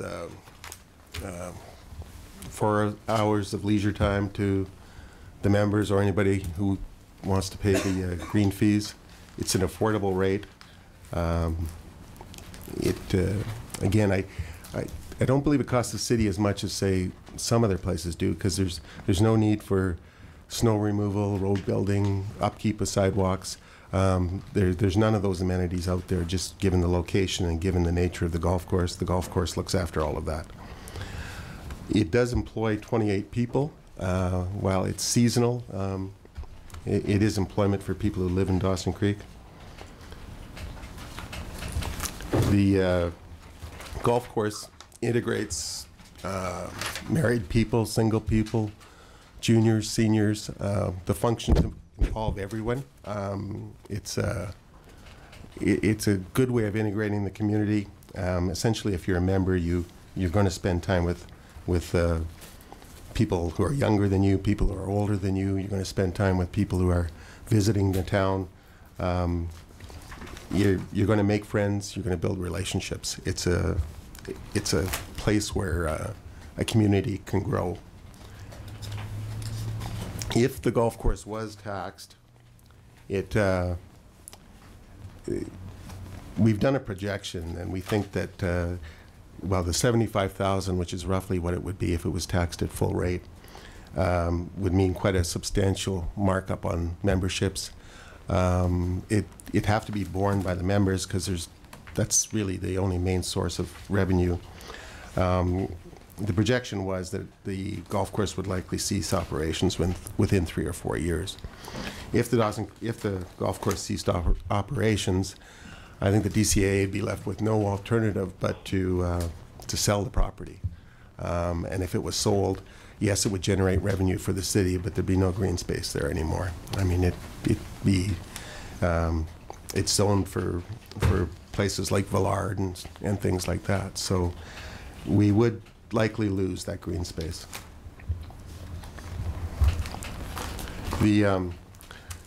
I tried to find some comparables, and I looked at the Taylor Golf Course, which is in the city. It's city-owned, and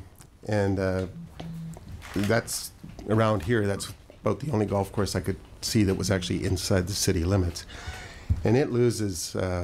Well, in 2014, it lost about $270,000, and in 2013, it was close to $300,000. Well, the golf course doesn't cost the city of Dawson Creek anything other than lost tax revenue. So it is a benefit that I would suggest the city gets just as Taylor does, but at not the cost. I put at tab 9 is the District of Taylor's balance sheet, and so you can see from looking at it, like the revenue in 2014 from the golf course is $1,194,000 and change, and the expenses was $1,465,000 and change. So the District of Taylor appears to believe that a golf course is important enough to lose that kind of money, and the City of Dawson Creek, I would submit, is getting it not at that cost. Those are briefly our submissions.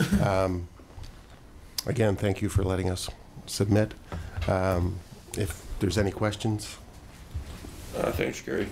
Councillor Rogers. Yeah, you just finished talking about Taylor losing $270,000 and $295,000, but their financial statement in the back says that in 2013 they had an accumulated surplus beginning in the year of $34,000 and an accumulated surplus at the beginning of 2012 at $32,000. So, this is their financial statement. So I can't understand how they lost $270,000 and $295,000. Well, I'm looking at the just the golf course itself. On the first page of that, if you look under revenue golf course, 2014, it has revenues as 1.2 million roughly. And the expenses are shown in the column below, and the expenses are 1.4 million.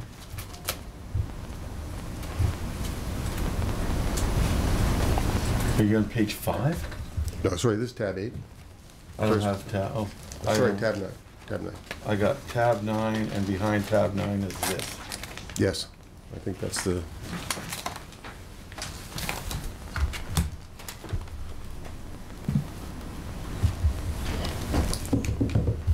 Okay, I see it. But when you say you lost money, and then I see that there's a surplus at the end of the year, that doesn't mean to me that you lost it. It means that they had a surplus. That's the city. That's overall. That's what the city's cost was? Yeah, but the golf course itself ran it as a deficit. Obviously, other revenue from the city offset that deficit of the golf course. Okay, then it says here they lost. All right. Are you okay, Mark? Yeah, it just. That budget, what they've got there is the whole village. Yeah, I didn't see that it was going to be on the, I know I'd received a copy of this, I think it was this one. This one. I got this from staff last week, and I didn't see it on the agenda, so I didn't even start looking at that, to be honest with you. Are there any other questions? Yes, I do. Okay, go ahead. Yeah. Gary, what you said just spurred a question, and maybe this is better asked by staff. Just a matter of interest. What percentage approximately of the golf course is in a floodplain? Did you hear that? It's in the floodplain? Yeah. Just a guess. I mean, just interesting. It might be as much as 100%. The back 9 totally floods. The front 9, certainly a good portion floods. I would think at least 75%. The clubhouse is out of that. Yeah. The reason I'm asking, just don't get wrong message by asking this at all, is just that, should the most disastrous thing happen and the golf course, for whatever reason, not cease to operate, its resale is somewhat limited by the floodplain, isn't it? Yes, I would think so. I hadn't put my mind to that, but yes, that makes sense. Anyway, thank you very much for your presentation. Sorry. Is there any other questions? Thanks for your presentation, Gary. Thank you.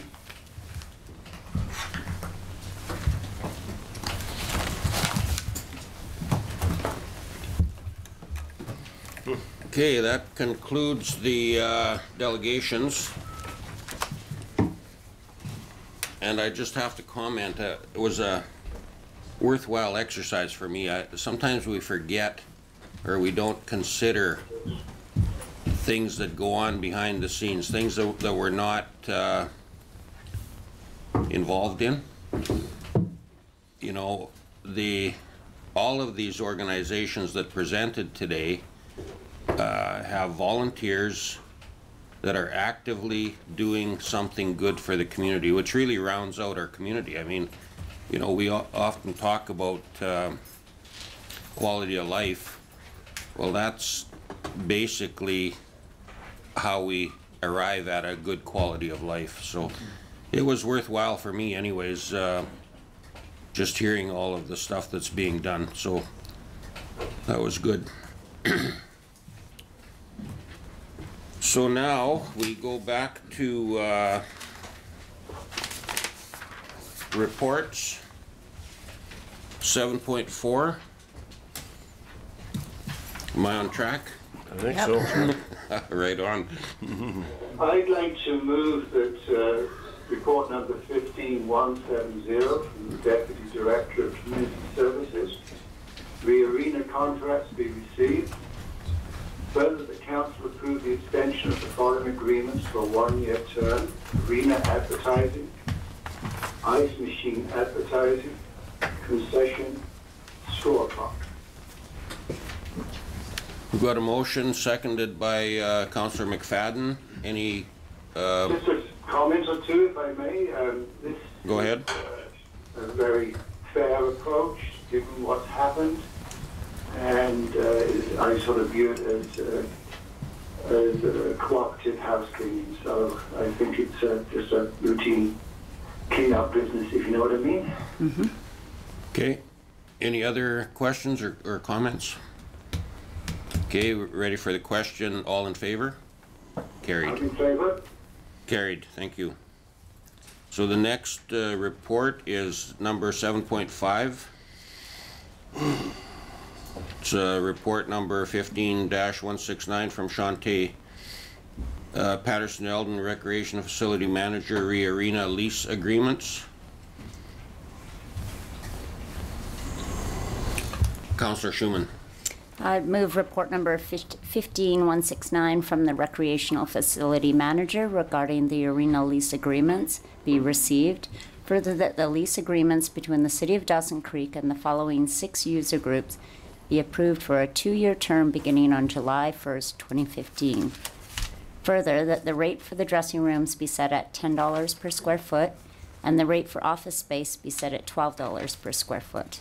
Further, that the lease payments for the 2015-16 season be reduced by 50% to compensate for the reduced availability of the facilities.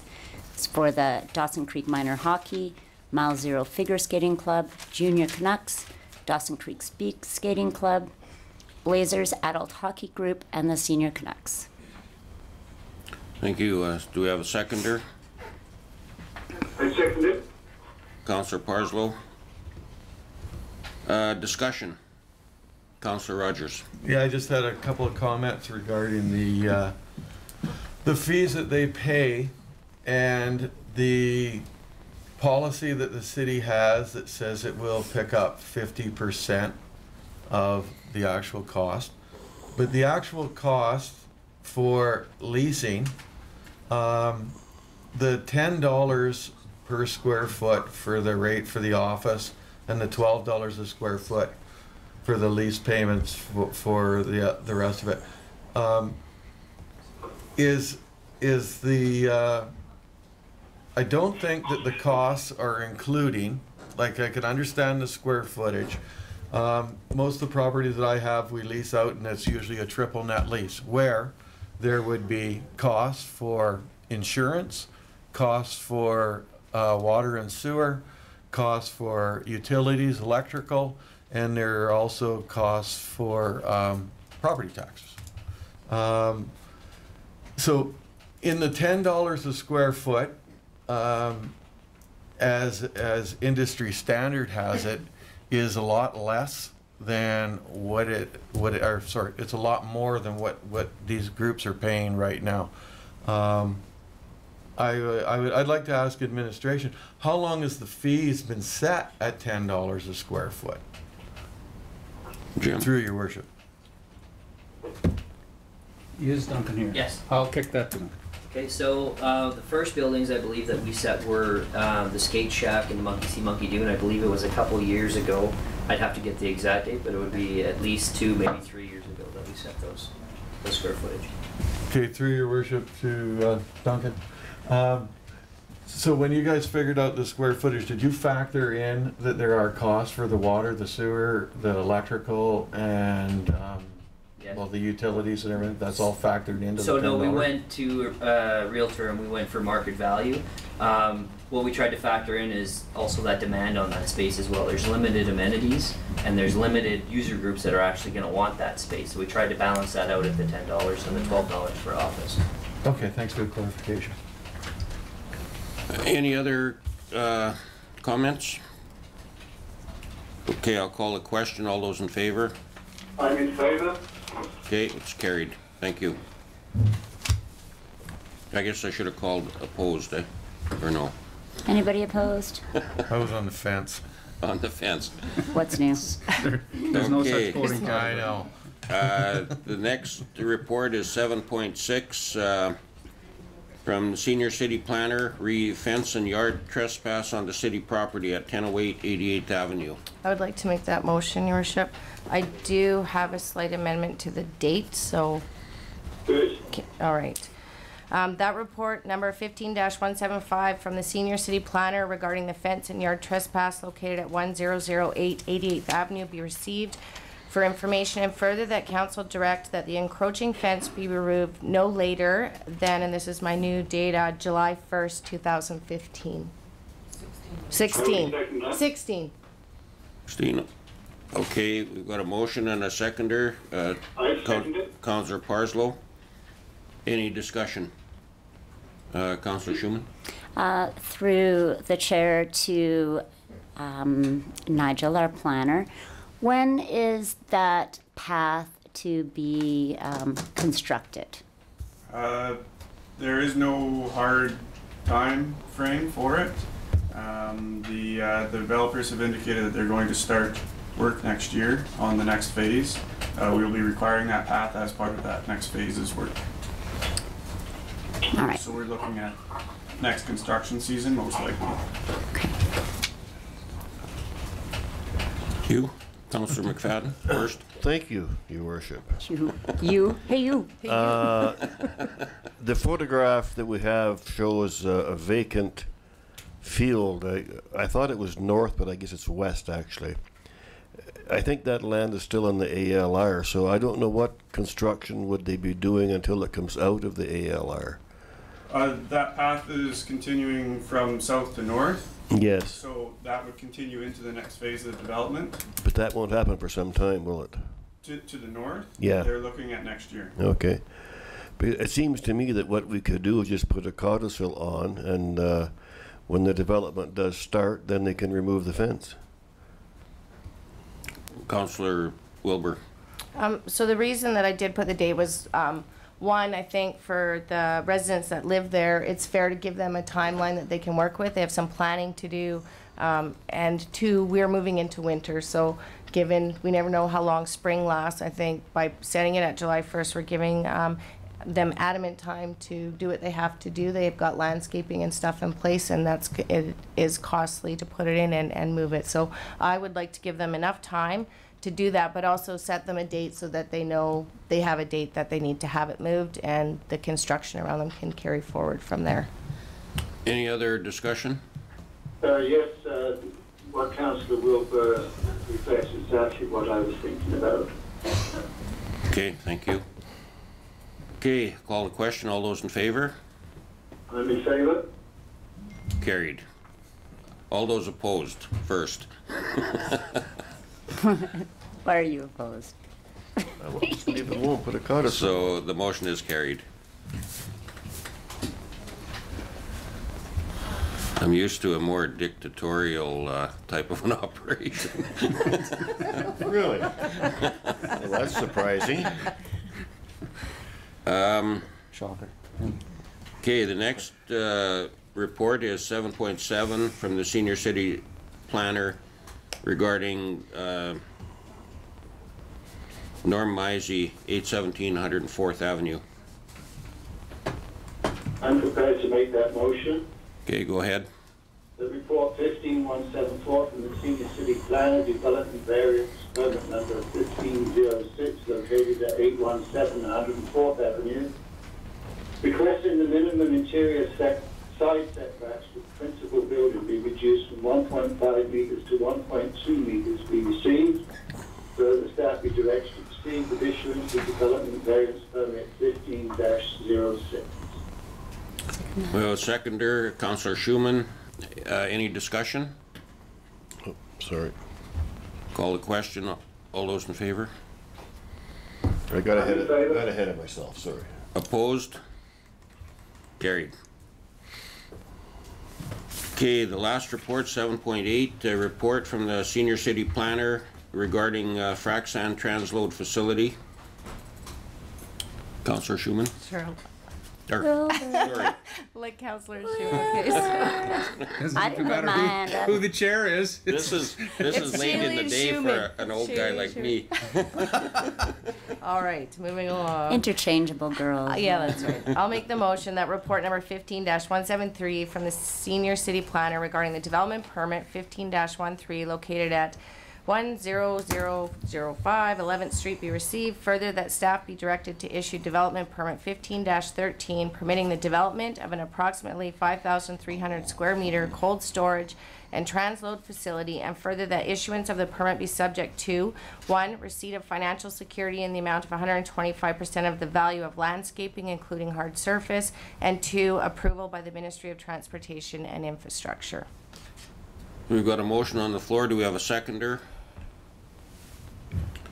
Councillor Rogers, any discussion? Councillor McFadden. Well, I still don't like the location, Your Worship. I find it hard to believe that the proponent and CN Rail couldn't find a more suitable location. So I don't know if I'll support this or not. I'll have to hear what some of my colleagues say about it. Councillor Wilbur. I think we're looking at a development permit. It fits the zoning, and anything beyond that scope, I don't think should be a part of the discussion. We're looking at a development permit within a zone that it fits, and they've applied and they've gone through the procedures to get here to this recommendation. So I will be voting in favor of it. Any more discussion? Mr. Chairman, that there was a letter, several letters received. One I'm looking at was from Mr. Scott Butler. Now, I think some of the statements or questions that are asked there obviously are going to be answered. For instance, the Ministry of Transport, the Ministry of Transport has the approval basis for the traffic issue. There was one question though. Item 5, if you have the letter is included in the agenda. I just wonder about item 5. We'd like to see quite higher trees on the east side. Is that feasible? Are trees that size likely to die on the firm? Mr. Chair, I'll put that through to Nigel. Yes, chances are quite great trees that size would die.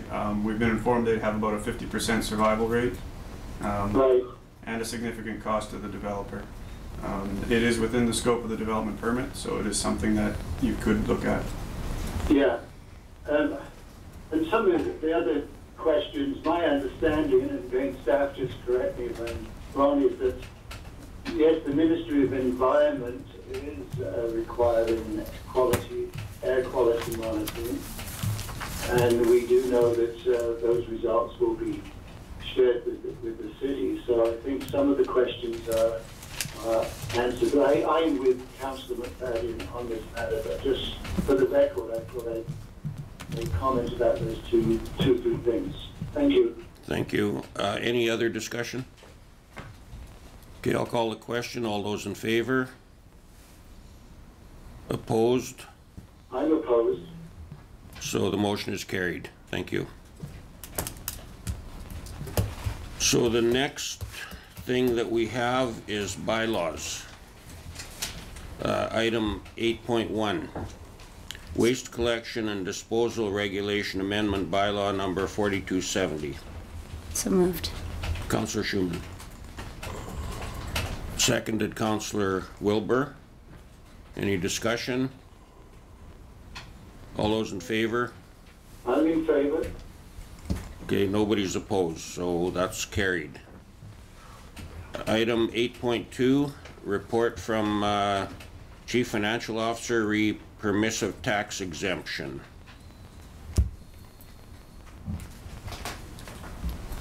I'm not reading it all out. I'll read it if I can get it.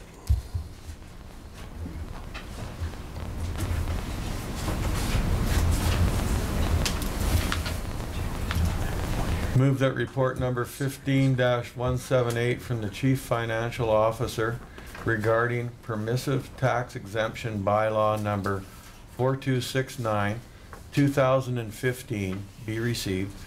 Further, that permissive tax exemption bylaw number 4269, 2015 be given first and 3 readings. And further, that staff be directed to publish the required notice as required under section 2271 of the Community Charter. Further, that the permissive tax exemption policy be approved as presented. We've got a motion on the floor. Is there a seconder? Calling the second time for a seconder. Calling a third time for a seconder. So the motion failed. So does anybody else want to make a motion? Can I make a motion? Absolutely. I would like to table this to and have a special meeting on this issue in a couple days. I understand the time is of the essence, so if we could schedule it. Mr. Chair, I think October 5th would still work. Our next scheduled meeting is the 5th. We have 3 meetings in October. So I think we could, depending on what the will of council is, which is clearly not what we had proposed, I think we could bring you some options for the meeting of the 5th. They would just be late items because, of course, our agenda deadline is passing as we sit here. So, would the 5th work? Yeah, is there any other thoughts on it? It's dead. Well, It's finished. make the motion for October the 5th. If you make the motion for October the 5th, that certainly would be good, but in fairness, we need to give some clarity or well, the purpose of that extension. Why are we doing this? But I certainly feel the need to do what you're suggesting, Chairman. Okay, Councillor McFadden? Well, I agree with Councillor Parcel. Why are we doing this? The motion is dead. It never went anywhere. It's finished. So what are we tabling? What are we? My understanding would be those who did not second that motion want to see a continuation of the current permissive tax exemptions, if not an extension of them. However, if you do nothing, there is no permissive tax exemptions. Permissives are just what they say. They must each year be adopted by council, or under our policy, there are going to be a 3-year adoption of the same properties. But if you don't specifically adopt them, then they're fully taxable, and I think that's the reverse of what those who didn't second the motion are hoping to achieve. Good point. Shelley'd like to comment. Hold, point of order here for a second. Are we not supposed to be voting on the tabling or bringing this back before we actually discuss it? Actually, what you have done now is defeated the motion, or the motion that you made, Councillor Rogers, fails because there is no seconder. Right. Council is now talking about what they're going to do, and they're of course entitled to talk about what they're going to do. Yeah. Okay. So, okay, go ahead, Shelley. Yeah, through you, Mr. Chair, I'd just like to make a couple points. Because of the time limit, we do need a bylaw before council for first 3 readings and approval before the end of October. Having said that, in order for us to prepare a bylaw for your consideration, I need direction on what you want in that bylaw. So, where I'm coming from, if council does not want to pass the policy, that is fine. We don't put through the policy. If the policy does not go forward, the bylaw would be prepared the same as in past years. Churches would get exemptions, not-for-profits would get exemptions. We would disregard classifications. So you could do that. Now, just one more caveat. There's 3 applications on the table that are new, that have not been allowed exemption because we were going through this policy. 1 is a school and 2 are not-for-profits. In order to have those included in the bylaw, council would have to approve that they be put in the preparation of the bylaw for your consideration for October 5th. So, if I may speak, Mr. Chairman. Yeah, go ahead. Those points that Shelley's just raised need to be part of the discussion with some direction to staff on October the 5th. Secondly, I think to staff, I thought one or two questions raised. I mean, I appreciated all the presentations, and I'm glad Councillor Wilbur did what she did. But there were a couple of questions that I found very interesting. One was from the Grandview Chapel, and the question about the 1%. And I don't want to necessarily an answer now, but this is one of the things I would like us to discuss on October the 5th. Is if we hold to a 1%, how do we decide who gets that 1%? What process would we use? I think that's the gist of his question. Did you capture that question, staff? Yes, Councillor Parslow. Essentially, that was an arbitrary target that council picked. Oh, yes, right, yeah. And the policy talks about you will first accomplish it by backing out the permissive tax exemptions. Yeah. So that policy was for all tax exemption, including the statutory. And you had addressed it with this proposed policy, which clearly doesn't quite capture your will at the moment. And the other point, there's one here that I question, I guess. Now, I apologize, and if I'm out of order, fine, I'll be raising them on Monday, but one of the things I do when I have a conflict, which I no longer have, either as Councillor Wilbur, I don't get into, even look at the stuff, because I don't want to start passing opinions about something I have a conflict of interest.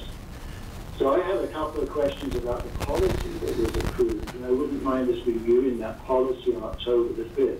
The policy. If that's in order. Well, I think what Shelley is suggesting is if your direction is not known at this point, if you're still chewing on things, so if it's a different thing than everybody who had an exemption last year gets one this year, and we need to know your decision on the 3 new applications. If it's different than that, then we would want a special meeting, because by the 5th, we need to bring you back something to okay that directs the preparation of the bylaw, so the first 3 readings can be at the 19th, and the final readings can be before the end of the year. So I'm not sure where you're at. Yeah. Okay, well, where can I just, maybe it's a question, if I may permit just one question about the policy. Jim, can I speak? If I may? I need to speak. Through you. Did you want him to give you the question, or do you have No, something? I want to speak to the understanding that Councillor Parslow has. He's speaking like the policy has been approved, but it was not approved because that motion has failed. Has failed. There is no policy. Yeah. The policy was drafted, and it went out for review, and you gave the delegations an opportunity to speak, and subject to that, there would have been an approval to the policy, but because the recommendation failed, there is no policy. Thank you, yeah. So do you still have something else, Charlie? Yeah, I may as well get it off my chest. There's a reference in that policy that failed to grants in aid, and that my understanding is that the proposed policy was that if some group received a permissive tax exemption, they would not be eligible for a grant in aid. How does that, would that align with the council's decision to give a grant to the golf course a few weeks ago? What is the difference? Is that, am I missing something? It's not the golf course that got the Dawson permissive. Association. So. Yeah. Yes. 2 different bodies, but in any event, as Shelley points out, the policy's never been adopted, so you can't actually be in conflict with the policy that's never been adopted. No, but would it, if the policy was adopted, would there be a conflict here? Probably technically not, because of the differentiation between The operating body that got the grant and the ownership body that would get the exemption.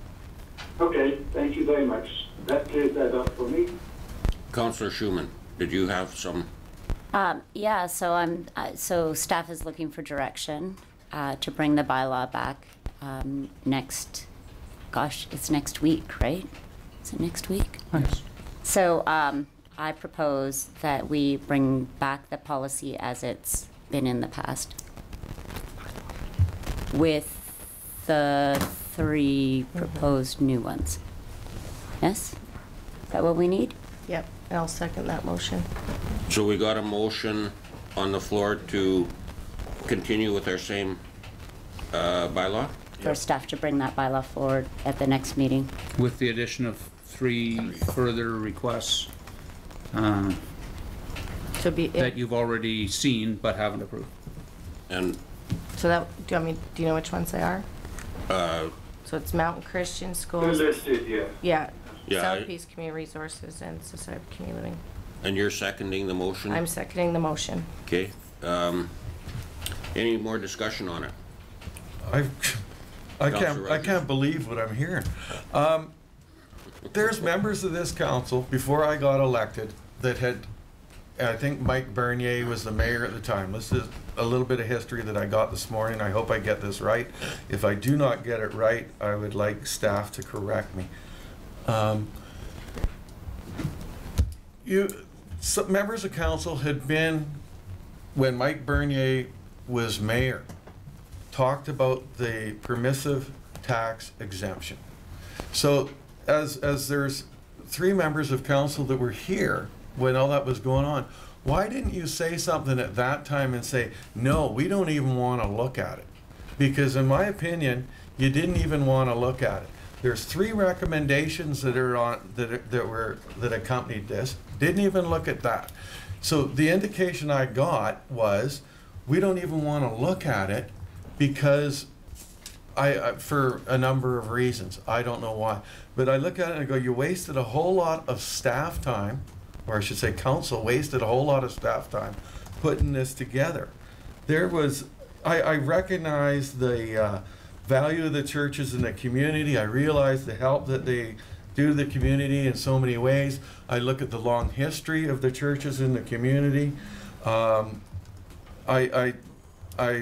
read some of the report, and by providing these exemptions, council is creating inequities whereby some landowners pay for services and other landowners don't. Exempting the properties from taxation reduces the city's total tax levy, allowing the property owners to use tax-funded services at no cost.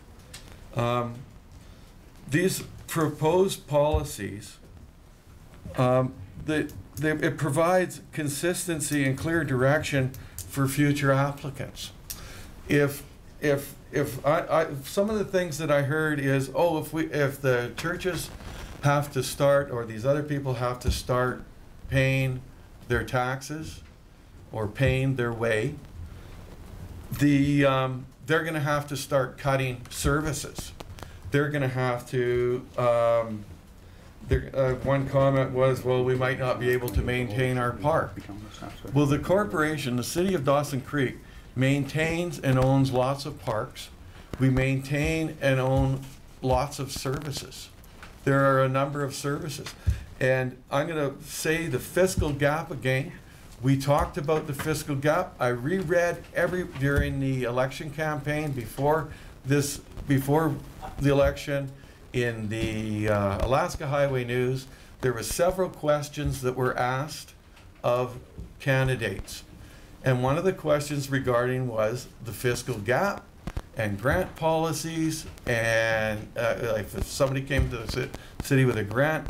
And what's been going on here, I don't see that before the election, what those statements were before the election is actually happening, is actually what is going on at this table right now.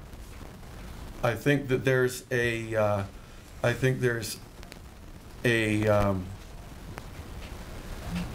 lack of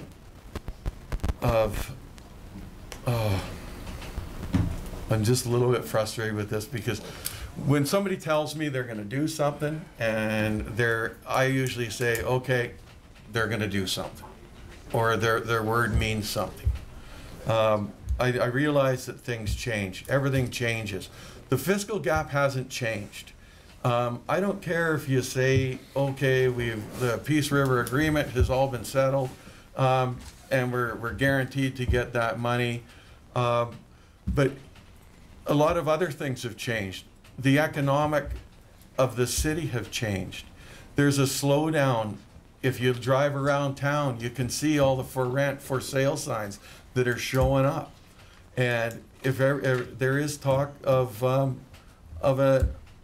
recession that I'm hearing, although we don't see it here, but we see it otherwhere else and around the world, and etc. The fiscal gap in Dawson Creek is an issue.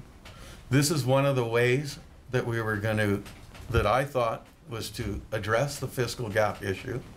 And but in fairness, Mark, I mean, this was a review. They didn't say that we are going to eliminate permissive tax exemptions. That's right. They wanted to review it, and that's the process that we're going through. But my objection is that the direction that council has been giving to staff since we all got elected, and this goes against what we've been telling staff. Councillor Schumann. So, in response to that, we all have the ability to review the material. We all sit and listen to our delegations, and then we make a decision. I'm sorry it wasn't the decision you wanted, but that's the decision we made. End of story. Well, it hasn't been made yet because it hasn't been voted on. But this is... Councillor Wilbur? I just want to add to exactly, it was a process of reviewing it, and we wanted to review it. We've done that. It didn't hit the floor. We're moving forward. But be very clear, Mr. Rogers, that when you talk about recession and services provided to this community, the food boxes and the food banks are hurting. The food boxes are greater that are going out, and our community is hurting, and we cannot afford to provide that service to this community. So sometimes betterment of community takes precedent, and I think that's where this review process is going. I would think that if this motion was allowed to hit the floor, there could have been a discussion about it, and that motion could have been tabled or deferred. There was that option. But just to not even talk about it and to bring forward a different motion, I just looking for clear direction. Well, and, we do and have a motion. I don't see as a council a clear and definite direction. I see it now, but I didn't expect it. Yeah. Call a question. Well, there is a motion on the floor now and a seconder. Do we have any more discussion? What's the motion again? I'm all crazy. Through you, Mr. Chair, the motion is status quo on the existing permissive tax exemptions and the addition of the 3 requests you have had to go into your permissive for the effective the 2016 taxation year. Yeah, right. Thank you. Okay, I'll call. I have a question of staff. Okay, go ahead. Jim, just outline the dates that you need so we get this matter cleared before the end of October. So the result of passing such a motion right now would be that we wouldn't actually have to rush anything to the October 5th council meeting. Or would you anyway? We would anyway. We'll rush something to the October 5th meeting. It'll be a late item for you because the deadline just passed. And then that would be 3 readings, and the adoption would be at the second meeting in October. Thank you. Okay, I'll call the question. All those in favor? I'm in favor. Okay, opposed? Motion is carried. That was an easy one. I just have to comment. I guess, you know, I was in favor, or in looking at the permissive tax exemptions, but it didn't really become clear to me what the contributions are. I know what the contributions are from organizations that I've been involved with. I know what they do. But when you listen to the churches and, you know, you go through the material with the other organizations, the permissive tax exemption, basically we waive the taxes on these organizations. But when you look at the other amenities that we have, the soccer, for example, we provide land and capital development and maintenance on soccer fields at a fairly significant expense so that people can play soccer.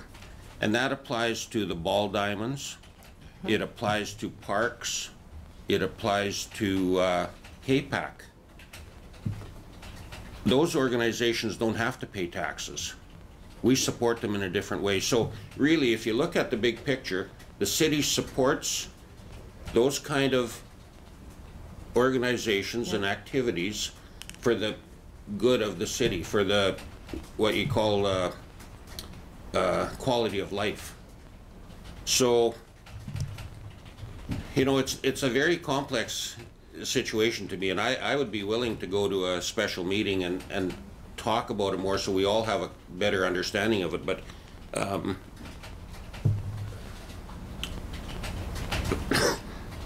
I support the motion, and I think we have to move ahead with it. It's just it's a way for the city to support volunteers and organizations that are doing good things in the community. Hear, hear. Okay, the next bylaw is 8.3. It's a taxi cab and rental regulation. Councillor Schumann.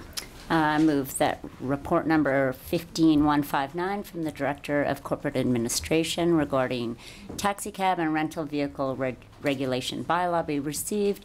Further, the taxi cab and rental vehicle regulation bylaw number 4268 be given the first of 3 readings. We have a seconder, Councillor Wilbur.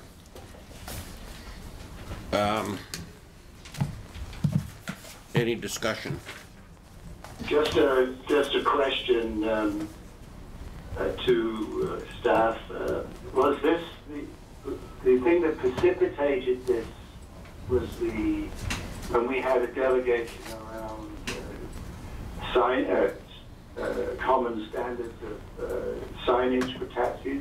Do you remember that presentation? Was that the thing that triggered this? Yeah. Through your worship, that's correct. And then, of course, when we got into reviewing the bylaw, as you always do when you're dealing with yes. Aged bylaws, you find a whole bunch of things that are no longer current that need to be changed as well. Yeah, thank you. Any other discussion? I just had a question on, there was some consultation with the cab companies, and one of the things that was changed was an extension to the painting deadline. Was there anything else that was brought up by the cab companies? Yeah, through you, Mr. Chair.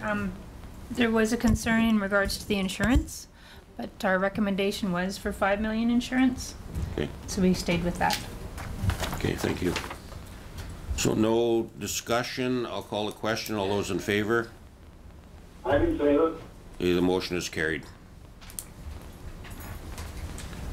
Okay, we go to mayor's business. And I'm not the mayor, so I don't have much business, but we do have item 6.1, the Historical Society's request for a fee for service to hire a full-time archivist. Can I make a motion? Yes? That we refer that to our meeting where we discuss fee for service as part of our budget preparation. Okay, got a motion. I'll second that motion. Seconded by Councillor Wilbur. Any discussion? Yes, I could. As you may gather, worked hard with the archive group and really support the need. And I just think we need to look at it in context of other things that we use our fee for service money with and so on. We need to also discuss whether we wish to have a archival services in the city. I believe we do, but I think if we do want it, then what does it take to have it?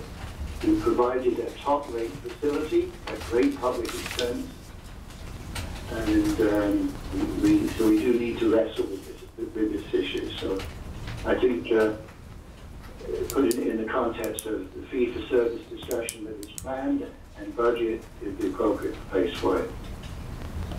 Okay, any other discussion? All those in favor? Opposed? I'm in favor. Motion is carried. Okay, the next item is the diary. Nothing new on the diary, Your Worship? Consent calendar. So moved. No consent calendar. Oh, no consent calendar. So I don't move it then. Strategic priorities chart. Nothing new on the chart, Your Worship? Question and answer period. No one signed up, Your Worship? So that's it? Media Nope, questions. media Media questions. questions. Oh, And then media committee of the whole. questions. Not so fast. Well, it's lunchtime. And I could probably get 6 different answers here, but why did council review the permissive tax exemptions in the first place? You'd have to go back to previous councils, but I imagine there was a concern about it. Any comments? Yes, through Your Worship. At the time, and this would have been, I believe, in 2012, was the first time. There was, this matter had been brought up at UBCM. There were resolutions at UBCM about permissive tax exemptions, and so council directed staff to do a review of how we compare with other jurisdictions on permissive tax exemptions. The outcome of that review was that we were more generous than many other municipalities, and council at that point directed that we develop a policy that would set a target and would see a phase out. So that was, that's been some time now. It is one of the matters that has, the original intention would have been to have this report in front of you a year ago, but events have overcome us in terms of staff time, so we were a year behind our target for that. So it's, the reasons for it now predate Councillors Rogers and Javatkoff and Mayor Bumstead. It was a decision made previous to any of you being seated on council. And with the motion that was passed, is anything going forward to that October 5th meeting, or is this issue kind of put to bed for now? Well, what will be going forward to October 5th is a permissive tax exemption bylaw. They have to be enacted annually. Right, so for the groups that currently get. Plus the 3 new requests. Okay. I probably have 3 or 4 other questions for Jim that I don't need to just ask after, I guess. Just technical stuff, so that's all from me. So, Mr. Chair, perhaps we could do the report from the staff sergeant. He has a new member here to introduce. Then you could break to get your pizza, and then we could fire back up with the staff committee of the whole reports. That sounds Okay, sounds good to me. So we'll hear from the staff sergeant. Yeah, he's coming.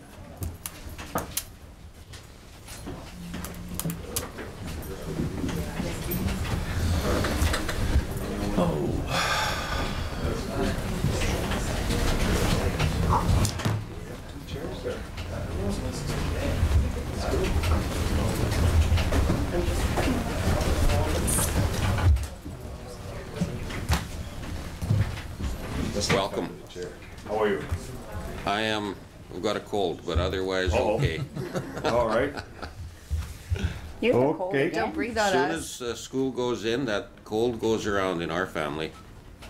Infectables. Little infectables. How are you? Good. Okay, we'll be quick here.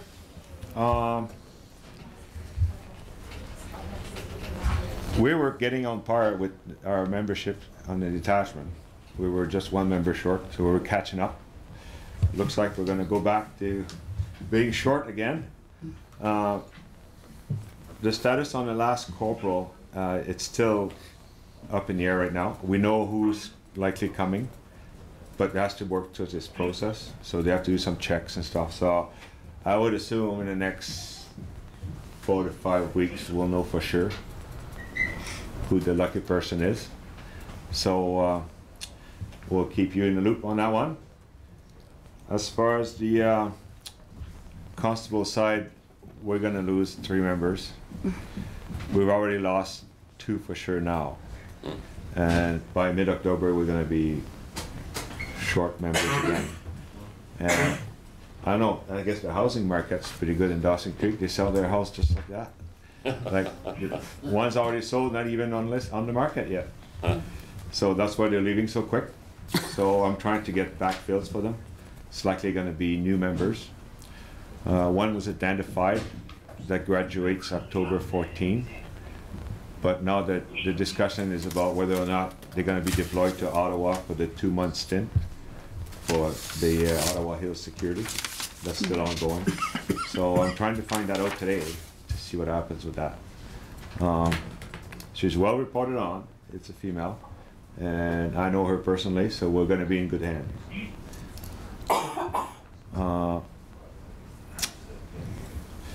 File-wise, July was on the up.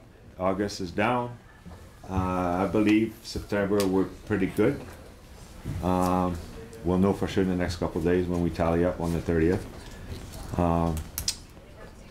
As you know, we had one shooting last week, likely, slightly targeted. So we're working on that. We have some leads that we're following up right now. So we'll see where that takes us.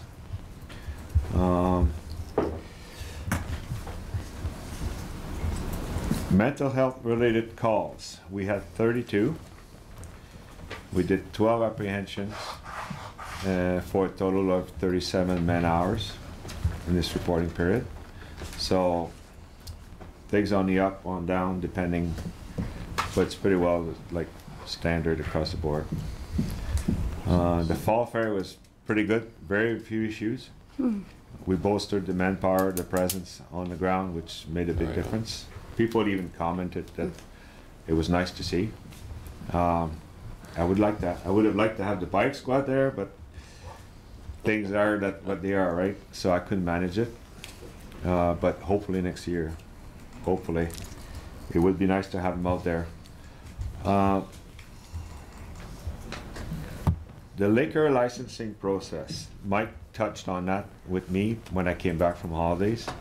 I guess there's some question as to why we wanted that reduced to 200 instead of 500.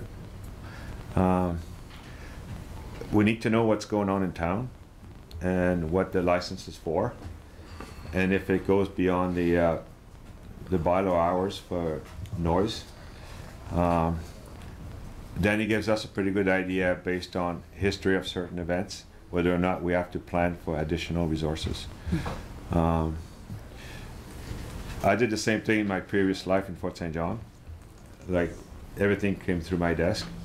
And there's stuff that we've not supported, depending on what it is, right? So that way gives us a pretty good idea as to who's doing what. And I would think that by submitting the application, it's approved by council anyways, right? And then it was nice to know for the RCMP, basically.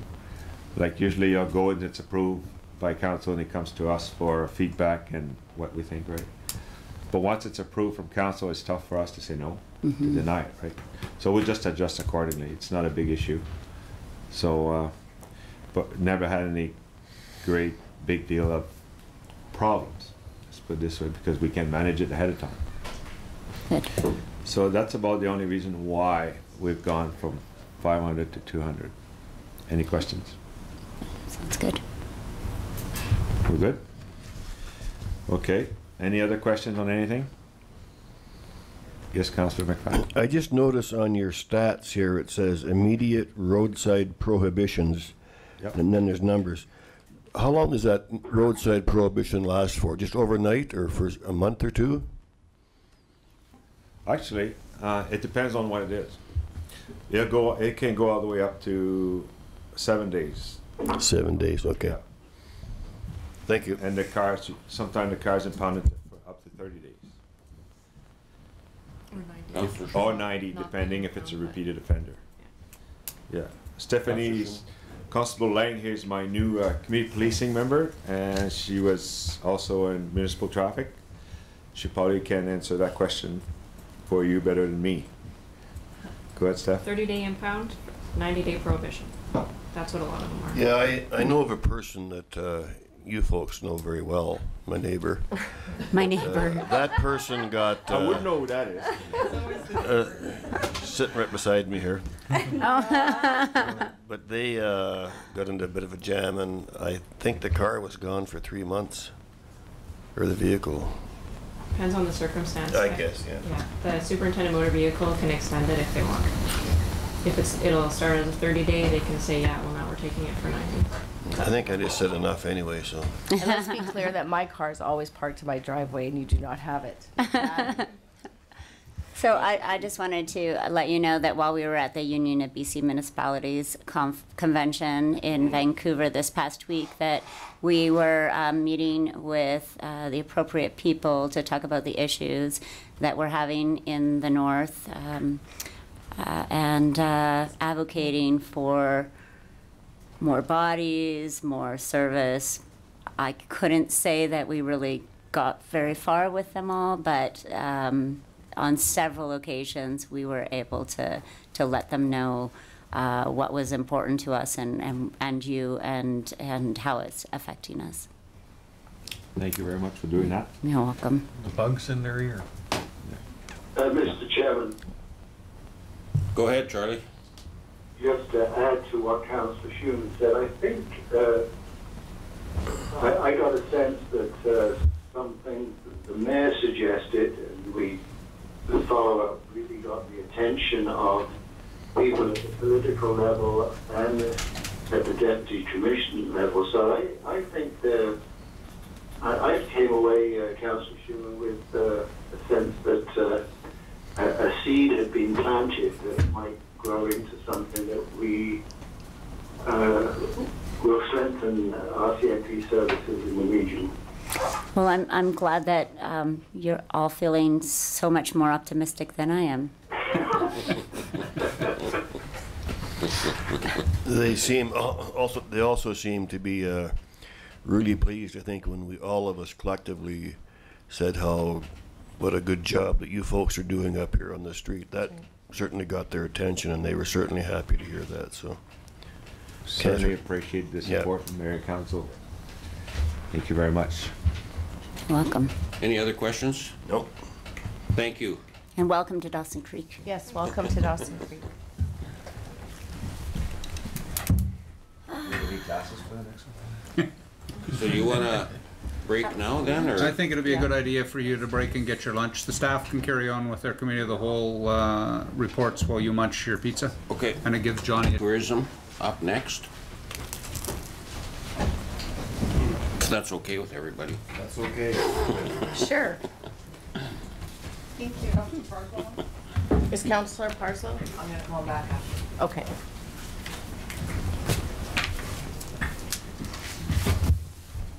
Perfect. Well, welcome. Thank you.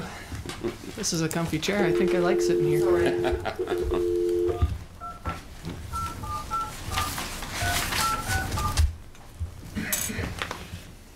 Would you like me to wait for Councillor Parslow then? Yeah, we'll wait for a second here. Charlie here. Good morning. Hello. We're back on, Charlie. Okay. And we have tourism giving us a presentation. Yep, good. Perfect. Can you make sure you speak up into the microphone? Yeah, no worries. Can you hear me now? Yeah. Perfect. So, for those of you who don't know me already, my name's Austin, and I'm with Tourism Dawson Creek, and this is April Moy. So just to give you guys a quick update of what we've been up to over the last couple months here. So our visitor numbers are comparable with last year, so we've been seeing a very strong year kind of thing. We've received funding gratefully for for a project, for our innovative pilot project, which was over $7,000, and I believe some of you guys actually came out and attended that. That was the Mile Zero Signature Experience launch and the guided walking tours. So I believe a few of you guys got up and saw that, which was fantastic to have you there. We also had some really good news from Destination BC, and they've actually committed to funding for about $20,000 for the next 3 years, which is fantastic from Destination BC. We were also able to take a part in a lot of partner programs from the Northern British Columbia Tourism Association, and in particular we took advantage of one on Google optimization for the Alaska Highway House and Visitor Center. So now when you search it online, our presence is a lot stronger and we come to the top of the list as well. It comes with a little walking tour throughout the Visitor Center and Alaska Highway House, which is quite nice. It's a virtual kind of tour. It's really good. We're also very involved in the community as of late. We try to represent ourselves on as many committees as we possibly can, Mile Zero Park Society being one of them. And this year we actually hosted our first Insta-Meet, and that was also another Destination BC Northern Tourism Association initiative. And ours was really special because the initiative and the program that we put together was actually shared throughout the region by the by Northern British Columbia Tourism. So, looking at the backside here, so our Facebook numbers are on par with last year, and we've also got together with our stakeholders and Destination BC and Northern BC to coordinate a stakeholder session to teach them about online reputation management, and that's coming up on the 6th and 7th. Tonight, as some of you already know, and I hope some of you or all of you attend, we are hosting a tourism end of the year gala. So we're going to talk about all the projects we've been involved with and really what we're looking forward to here in the future. We were also part of the Fall Fair. We were part of their Twitter and Facebook campaigns, and I just got confirmation this morning that we topped out over 110,000 reaches through their social media sites. So big numbers right there. Throughout the year, we've had quite a few bloggers, travel writers, and historic organizations visiting us, and we've hosted them all. So places like Bravo 369, which was the World War II airplanes that came through, Combi Life, which is a group that's an online blogger, and Lizelle Jones. So together, Lizelle Jones and Combi Life have about 20,000 followers on Facebook, and Combi Life and 369, Bravo 369 have about 20,000 followers on Facebook, and Lizelle Jones writes for a motorhome magazine in the States, which is our main touring market up here.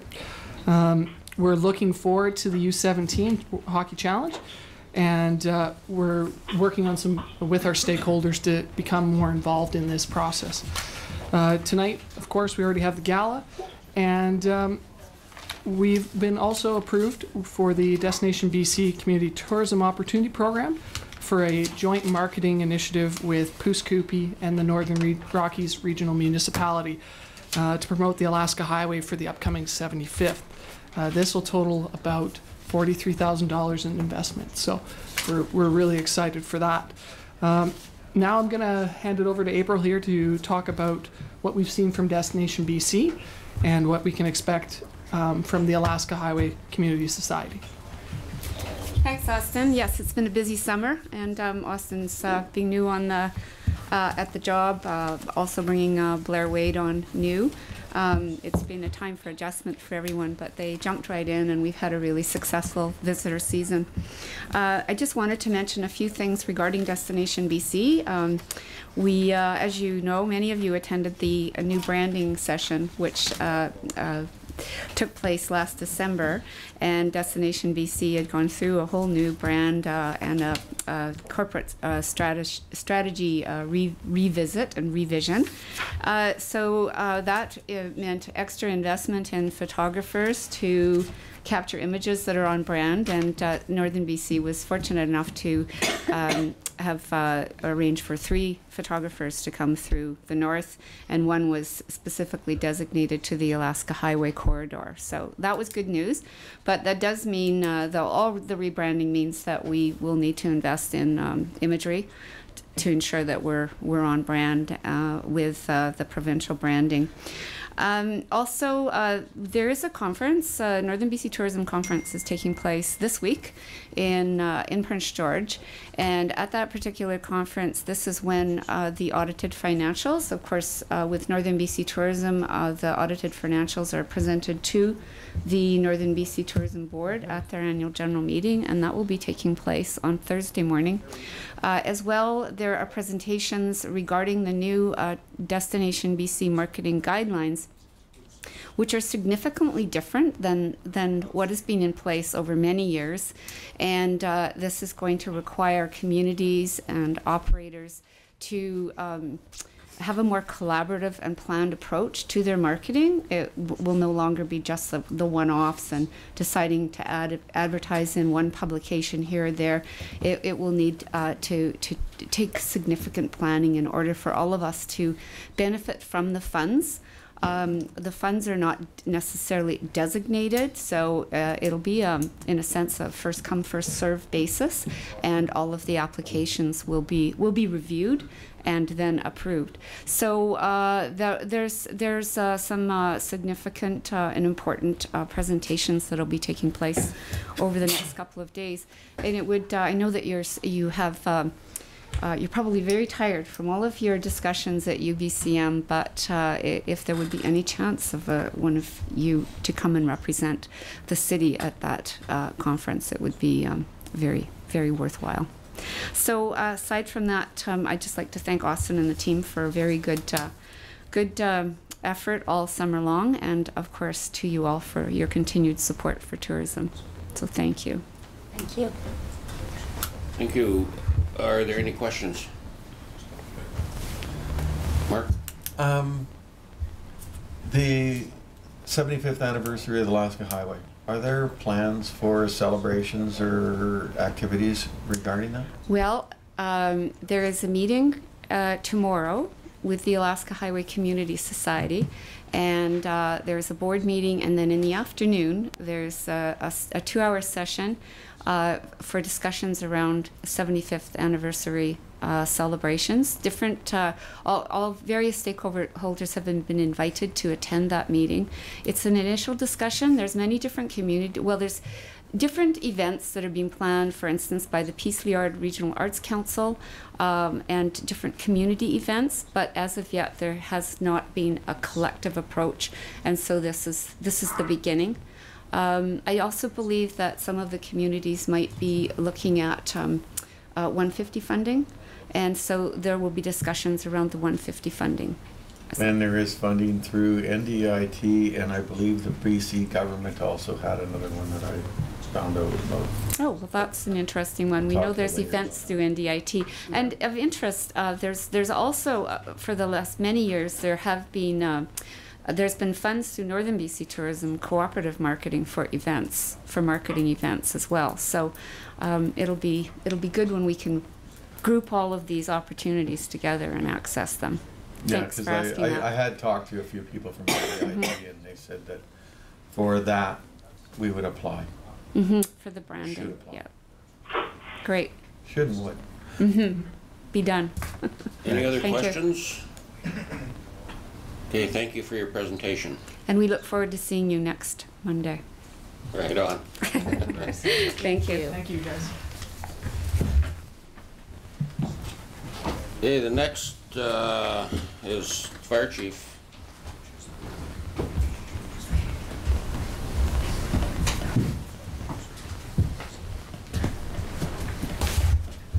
Good afternoon. Hello. Are we trying to set a record here? Or? Yeah, How's it it is a going? record. Paul's running the show. It's a little bit slower. Inexperienced. So I got a couple reports here. and I guess the one we should, or maybe we start with, is the monthly, but in this case it's a quarterly, because we don't have committee of the whole June, July, and August, so it really covers those 3 months. So when you look at the numbers are about average. If you look at our 5-year average, they're about average, so we're not really far above or really far below. So those numbers are close to the 5-year average. There's nothing outstanding in the report, but questions?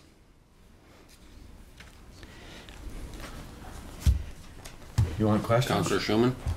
I don't have questions about the report, but I do have a question with regards to the item in our reports this morning with regards to the Poo-Scoopy thing. Do you have any numbers on that for us? I do. Thank you. So, some of the things that I want to mention about the Poo-Scoopy fire inspection assistance, I guess, if you want to call it that. As I said, over past in the last 5 years that we did those inspections, it was about 39 per year. Sometimes it might be a little bit low, sometimes it'll be a little bit more than that, but about 39. So if you look at the cost of staffing, because each inspection takes about an hour, from the time they leave the fire station to the time they get to Poos, do an inspection and get back, about an hour. Now that's padding it quite a ways, because there's times when you can go to Poos and you can do 3 inspections in that same hour. But so even if we guess at an hour, which is probably a little high, we're only looking at just over $2,000 in staff time for that. And then if you add on the travel, it's $10K to Poos and back, so that's $20K, so $800K per year for those 40 inspections is still only another $400. So really it's about $2,400 to the cost of the city for a contract of $5,000. So when I looked at it from that point of view, we're making money. So we're making money. Making money. One thing I want to make sure that you understand is there's no overtime involved whatsoever. The only person that will be doing this is the fire prevention officer, and he takes his pick up when he does that. Keep in mind that we used to do it up until 2012. We did the inspections for Poo-Scoopy, and at one time we used to send an engine and even a crew, but we don't do that anymore, just simply for the cost, and plus 2, you have that truck out of the city limits. So we stopped that a number of years ago, and only our fire prevention officer has done it in the past. So technically, if we train them up themselves to do this, we're going to be losing money, because we won't be making that money. And that was indicated right early on. They didn't want us to do the inspections from now till forever. What they wanted to do is they wanted us to assist them in training their fire chief, so that fire chief can do inspections. So you're right. In a year's time, when we're hoping that this the fire chief from Poos will be able to take it and run, then that contract is no longer valid. So yeah, we're actually not going to make that $2,500 ish. Thank you. Any other questions? Thank you, Shorty. So I guess the other report that is on the agenda is there was some time ago somebody asked about false alarms, and so that report is in there on false alarms. So you have the report. Thank you for that report. Thank you for the report. Is it not there? I think it's on the agenda, isn't it? It was supposed to be. But It's good. It is. We're good. okay, yes. Yeah, it's yes. in Yeah. I got distracted by the pretty lines. You don't usually put color in your reports. Who did that for you? So you have the report. I mean, if there's any questions, be happy to answer them. Other than it's a very nice report. Very colorful. Very colorful. Thank you. I love it. Breaks it down for me. I actually did that. Very good. Wow. Thank you. And Thanks for coming today. you're welcome. Thanks, Shorty. Okay.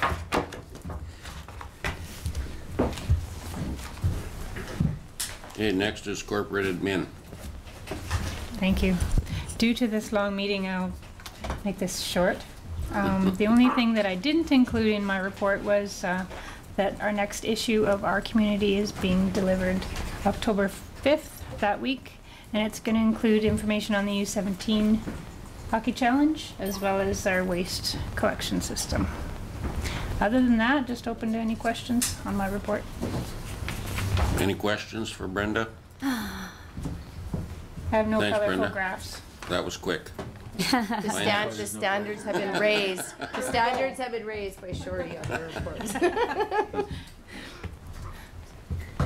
So in the finance report, we've basically given you some progress of where the council's initiatives are. So we're kind of in a holding pattern there on some things, but we're making progress behind the scenes on the other major initiative, which is the asset management. So that's slow, but we are working on it. And we are starting a new cycle again. Here we go. So yeah, we're rolling out the packages to senior managers. Council's going to give us some of their decisions from the fiscal gap. And then we're going to start putting the numbers together as the meetings go along, different decisions come forward. And basically, probably sometimes mid-November, we'll have a budget schedule for you with the assumptions and basically present it to you to see where you want to go as a council. But yeah, time's going by way too fast. Yeah. Any And questions? That's pretty much it. Okay, thanks, Shelley. Thanks, Shelley. Infrastructure. Sean's not here, so we have the written report, and I could possibly answer questions you had on it. And there's just one thing I would like to highlight out of it. In your horizon for the future is going to be a choice about whether or not you wish to seek watershed designation under the new Water Act and its regulations. We had attempted to seek it under the existing regulations. You met with Minister Thompson on that. Basically, we're told to wait until the new regulations were in place. It raises a whole bunch of issues about whether you wish to be a regulating body in the watershed and whether you wish to take on the costs of that. So we'll be bringing you a full report once we have the new regulations.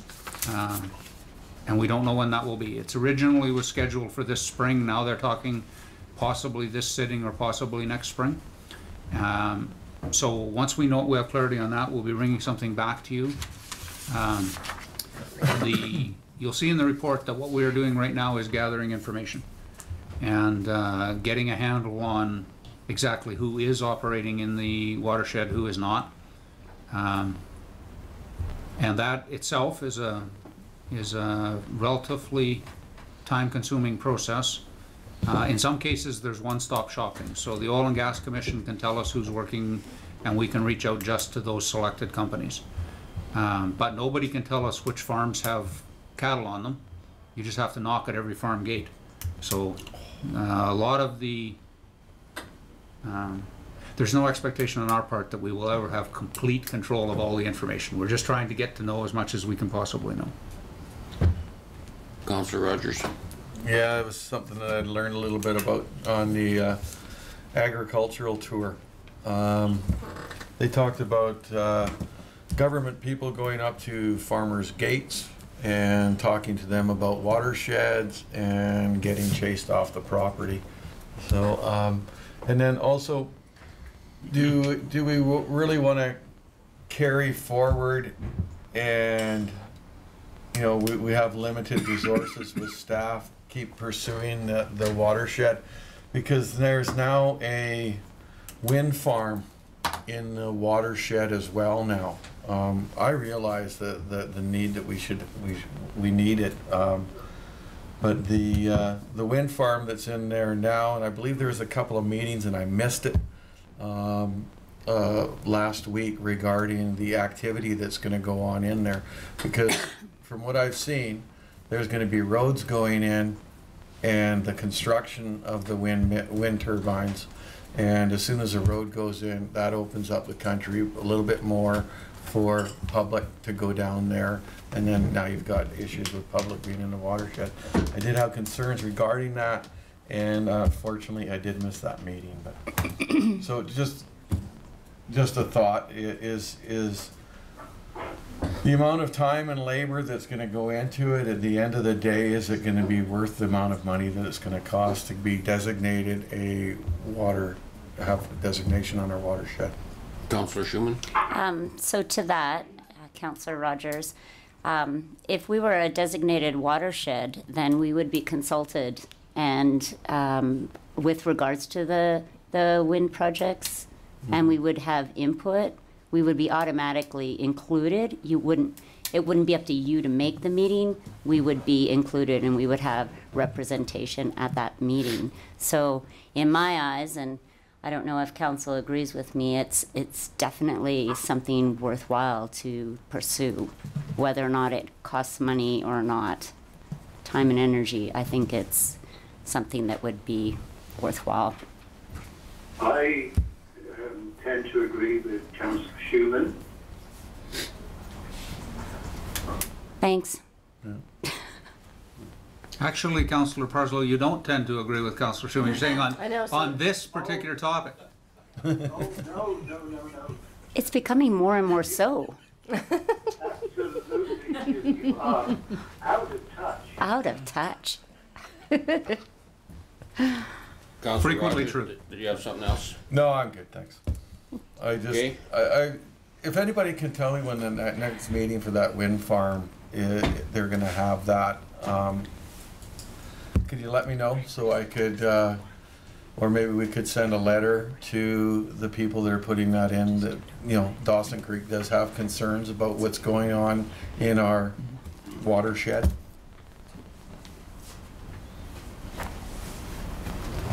Okay, the next community services. So I think it's going to be Duncan, because Barry's off having lunch or something. Didn't anticipate council being as long as it has been today, so Sorry. booked a meeting.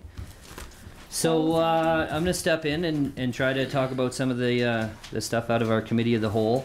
We have a couple attachments with the report, and I'll try to address those. Starting first with the dashboard. So I'm just going to pull it out here. So a lot of work has gone into this dashboard. A little bit of a summary. In short, it identifies City of Dawson Creek and the community benchmarks, as well as some indicators for success. There's the 10 goals that you'll see across the top. Those were part of the 2009 official community plan. And essentially it's council and staff have developed the initiatives, projects, and future opportunities, and the dashboard is a report showing where we're at today. There's a lot of information in there. I won't get into the details, but if there are questions, either I can answer, or we have some members in the gallery that can answer any questions on that. I probably won't go any further into that, and I can't answer any questions on the dashboard right now before I move into the next area, if anybody has any questions. Just thank you for getting it to us. I know it takes a lot of work, and I've been bugging, so I appreciate seeing it. Thank you. Thank you to all those that did that. So I'm making the assumption, of course, you all read your package and you all read the dashboard, and you all looked at the metrics, and you all saw where our trend lines were up or down. When you did that, of course, you realized that an area where we really need to focus, and this won't be any surprise to you, having been through a couple of development permits recently, but we have a little bit more gap between our land use policies and our scheme on that. With where the OCP establishes our aspirations. It's an area where we really need to focus, but council's already decided to do that with your OCP review. So that OCP review is going to be a great opportunity on the land use side to make sure we're aligned in the way Councillor Parslow was talking about at the last meeting. It's really important in all of these things that our policies tend to give us the outcomes the council has directed they want, and in a few places we have to report that there's some discordance there that has to be cleaned up over time. So that's really what the dashboard is helping us know. Thank you. Thank you. Okay, so next area, the U17s, just a quick update on that. So to date, everything's on track. And it's 4 weeks today. The first teams start arriving. Team Canada, 3 Team Canada teams will be here 4 weeks today. So accommodation and transportation, and I mean they're well into this now. They're working on to some of the details. There are some stats. They projected 850 packages sold. They're at 800 to date, not including corporate and not including scouts or friends and family. So they're doing really well, and it looks like they're going to hit many, if not all, of their projections. They're working with the committees on a lot of the minor details now, but I mean they're at almost 15,000 tickets sold already between both communities. Yeah, the venues are ready, and you know, it's coming quick. So we're pretty excited about the event, and just pretty excited about all of it altogether. Yeah. So the venues are ready, as in those change rooms. Dressing rooms are they're going to be on date. Yeah, there's a report coming next meeting regarding the dress rooms, but I can tell you that they're going to be ready in time. Yes. Perfect. Thank you. Okay. And then the last area is just the ice plants and an arena update. We're at 84% completion as per our last progress, which was last week. This week they're starting up the compressors. They're filling them with water. They've already pressure tested a lot of the joints, and they're going to run the system this week. And then the brine arrives, I believe, Wednesday or Thursday this week. And we're starting to make ice in the Memorial and the Kin on Monday, a week today. So pretty exciting. Some more funding on there as well. CNRL, Barry's meeting with them today. They've committed $50,000 to the project. Hydro, I think, has already been updated. There was $25,000. And then we also have that NDIT, $250,000. So awesome. It's on budget and it's on time. So that's all I have to report, unless there's any questions about the report itself or any of these items. We're just tired. I figured so. You know. Good job. Thank you. All good news. Thank you. Okay. Thanks, Duncan. And Kevin. Kevin. Good day. Good day. A couple things I wanted to touch on in the report. One was I've included, or I've had my engineering staff include a little breakdown on capital works projects, just to give council a bit of insight of where we're at as far as those projects. And of course, even since this has been put together, we're farther ahead. The gist of it is that all the projects are in good shape. Budgets are on most of them are well under. And we're closing in on finishing them. 8th Street has been paved. That isn't reflected on here. 104th has been paved. That's not reflected on here. So most of these projects are nearing completion. We're just down to cleanup, landscaping, and even some of that's been done. So we're closing in on that. So that's great. Just a question, please. Yes. So just down 13th here, down where there was those issues in front of those driveways. Yep. I noticed you've put down asphalt. Yes. And that's a mediation measure, correct? Yeah, so what we did is we took out that big heave that was there right along the gutter. And just to be cost effective, is we repaved, and also the sidewalk and everything that was tore out was in great shape, but we just replaced it with asphalt because 13th is on the project list to redo that whole corridor down there. So okay, I just had some questions at the Safeway. Yeah. One day, and it was with regards to, you know, is the city so broke that we can't afford to use, you know, concrete for our sidewalks? And I said, well, I'm pretty sure it's just a temporary measure because that street's due to be done next year. So. And we don't have a design on that. We don't know exactly what that's going to look like, the dimensions. So rather than put that in and then find out we need to tear it out, right? It didn't make sense. Good, thanks. I figured that's what it was, but yeah. Thought I'd. Yeah, go ahead. I just had 8th Street. I noticed the other day they used grass seed. Like they've done some of the dirt work, and I seen the grass seed. Was that project behind schedule, or was it ahead of schedule? 8th Street? Yeah. Oh, I would say it's probably a little bit behind due to the weather that we had once they opened that road up. Mm-hmm. Yeah. So they're just now getting to. Was it part of their contract to use grass seed, or I would have thought it would have been hydro seeded? No, the contract was just to seed. Yeah. So it wasn't specific to Is hydro it going to seed. stand a chance? A lot of times if you plant right before first snowfall, it actually works out pretty good. So. I just seen that. That's why I always pile it up. And But if we need to, come springtime, we'll always revisit and touch up. We've had to do that in a lot of spots. I had something else for you here, Kevin, but Sure. Lost it. Maybe you'll remember once I go through a little bit more. Yeah. Another thing I wanted to touch on, and Jim touched on it with the OCP review.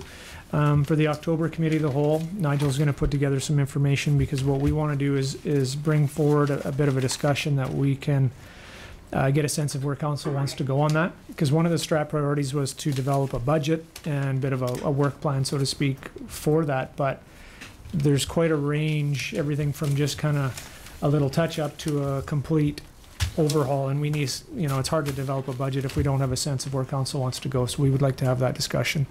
Nigel will bring forward his kind of his review and what he sees as some of the spots maybe that need a little bit of a touch up, but obviously we need council's feedback. So that'll be coming in October. Mr. Chairman, can I ask a question? Yeah, go ahead, Charlie. So further to this OCP touch-up or complete review, you guys work with this thing every day. I'd appreciate your perspective at that meeting, a recommendation from staff. My sense is that there are some issues, but I'd be relying on your perspective to help me there at least. Certainly, and that's Nigel will certainly give his professional opinion on that, and you're right, we've in some aspects it's really strong, in other aspects it needs a little bit of work, at least from a staff perspective, and we'll give you that, and then council can make that decision from there. One further question, if I may. Forgive me for not knowing street numbers. I think it's 15th Street. What is the condition of that? What's your assessment of the road that runs in front of South Peace Secondary School? 15th. Not good. Yeah, I was actually commenting on that this morning as I dropped one of my children off there. 15th was on the radar, and what we found is this particular year it has really fallen apart. So in the short term, we're looking at doing some patching just to get us through the winter, but we plan on having that on the 2016 road projects. Thank you. Kevin? Yes. How much does a bridge cost? Oh, yes. Depends on the bridge. Yeah. Depends on the bridge. Well, just a rough ballpark. You know which one I'm talking about. Yeah. No, and I was going to get to the 10th Street Front page Bridge. article on it this morning in the paper. I think you can bring it up. We'll have a full report for you on the October 5th meeting about the 10th Street Bridge. So in regards to 10th Street Bridge, we've had the initial inspections done as far as the condition assessment. As part of that, the engineers noticed some deficiencies. Coming out of that discussion, we decided that it would be prudent to do a load rating on it just to see where that sits. That's been completed. I got those numbers Friday, and I've shared that with council and the public. What that does is it limits traffic 12,000 kgs and higher, not recommended to travel across there. So we're working with the affected parties on that. Now in the complete report, which will be coming, they will be providing us with options and a budget to replace that. So I don't have that yet. I don't want to throw a number out and then be completely off one way or the other. But I think it's safe to say it'll be a pretty significant expenditure. Mm-hmm. One thing we're doing as part of the 10th Street Bridge is in discussions with BC Transit. Their buses, the GVW, as if they're fully loaded, they're just over the 12,000 limit. So I've talked with my engineers and gave them some pertinent information to the bus specifics, and they'll be sending me some information later today. It's hopeful that they can, in light of the bus isn't always full and a few other factors, that they'll be able to permit it to cross the bridge. That Because might that's involve passenger limit as they cross, but we're working through Yeah. that. Because they're probably, them next to the school buses are probably the most affected. The school buses have an alternative of course, going across over to 15th and down to South Peace, but you know, the transit has a route to follow, and it just so Yeah. happens they all cross the bridge. So perhaps, you know, the kids could just walk to the side of the bridge to get on the bus. I don't know. Before Well, loading they- it, because that's really the big full times is before school, after school, right? They could drop them off before the bridge, pick them up after the bridge. Yeah. I mean, I think they load in the parking lot of Central. Yeah. And from there, they can go straight out 106, 107 over to 15th, and then straight down to South Peace. So effectively, it's probably not a lot different. Oh, okay. At least that's the initial discussions, but we'll work with them as well on that. So we're gonna get an asset, our report on the rest of the Yep. bridges and which kind of shape they're in. Yeah, and that's was the purpose of this study, was to get that, you know, where are we at with it? What's the life expectancy of it? What's the options for future replacement? Because we knew, you know, it's coming. It's just, Yeah. we needed to know. And you Asset- actually asset don't management. have, you don't have that many bridges.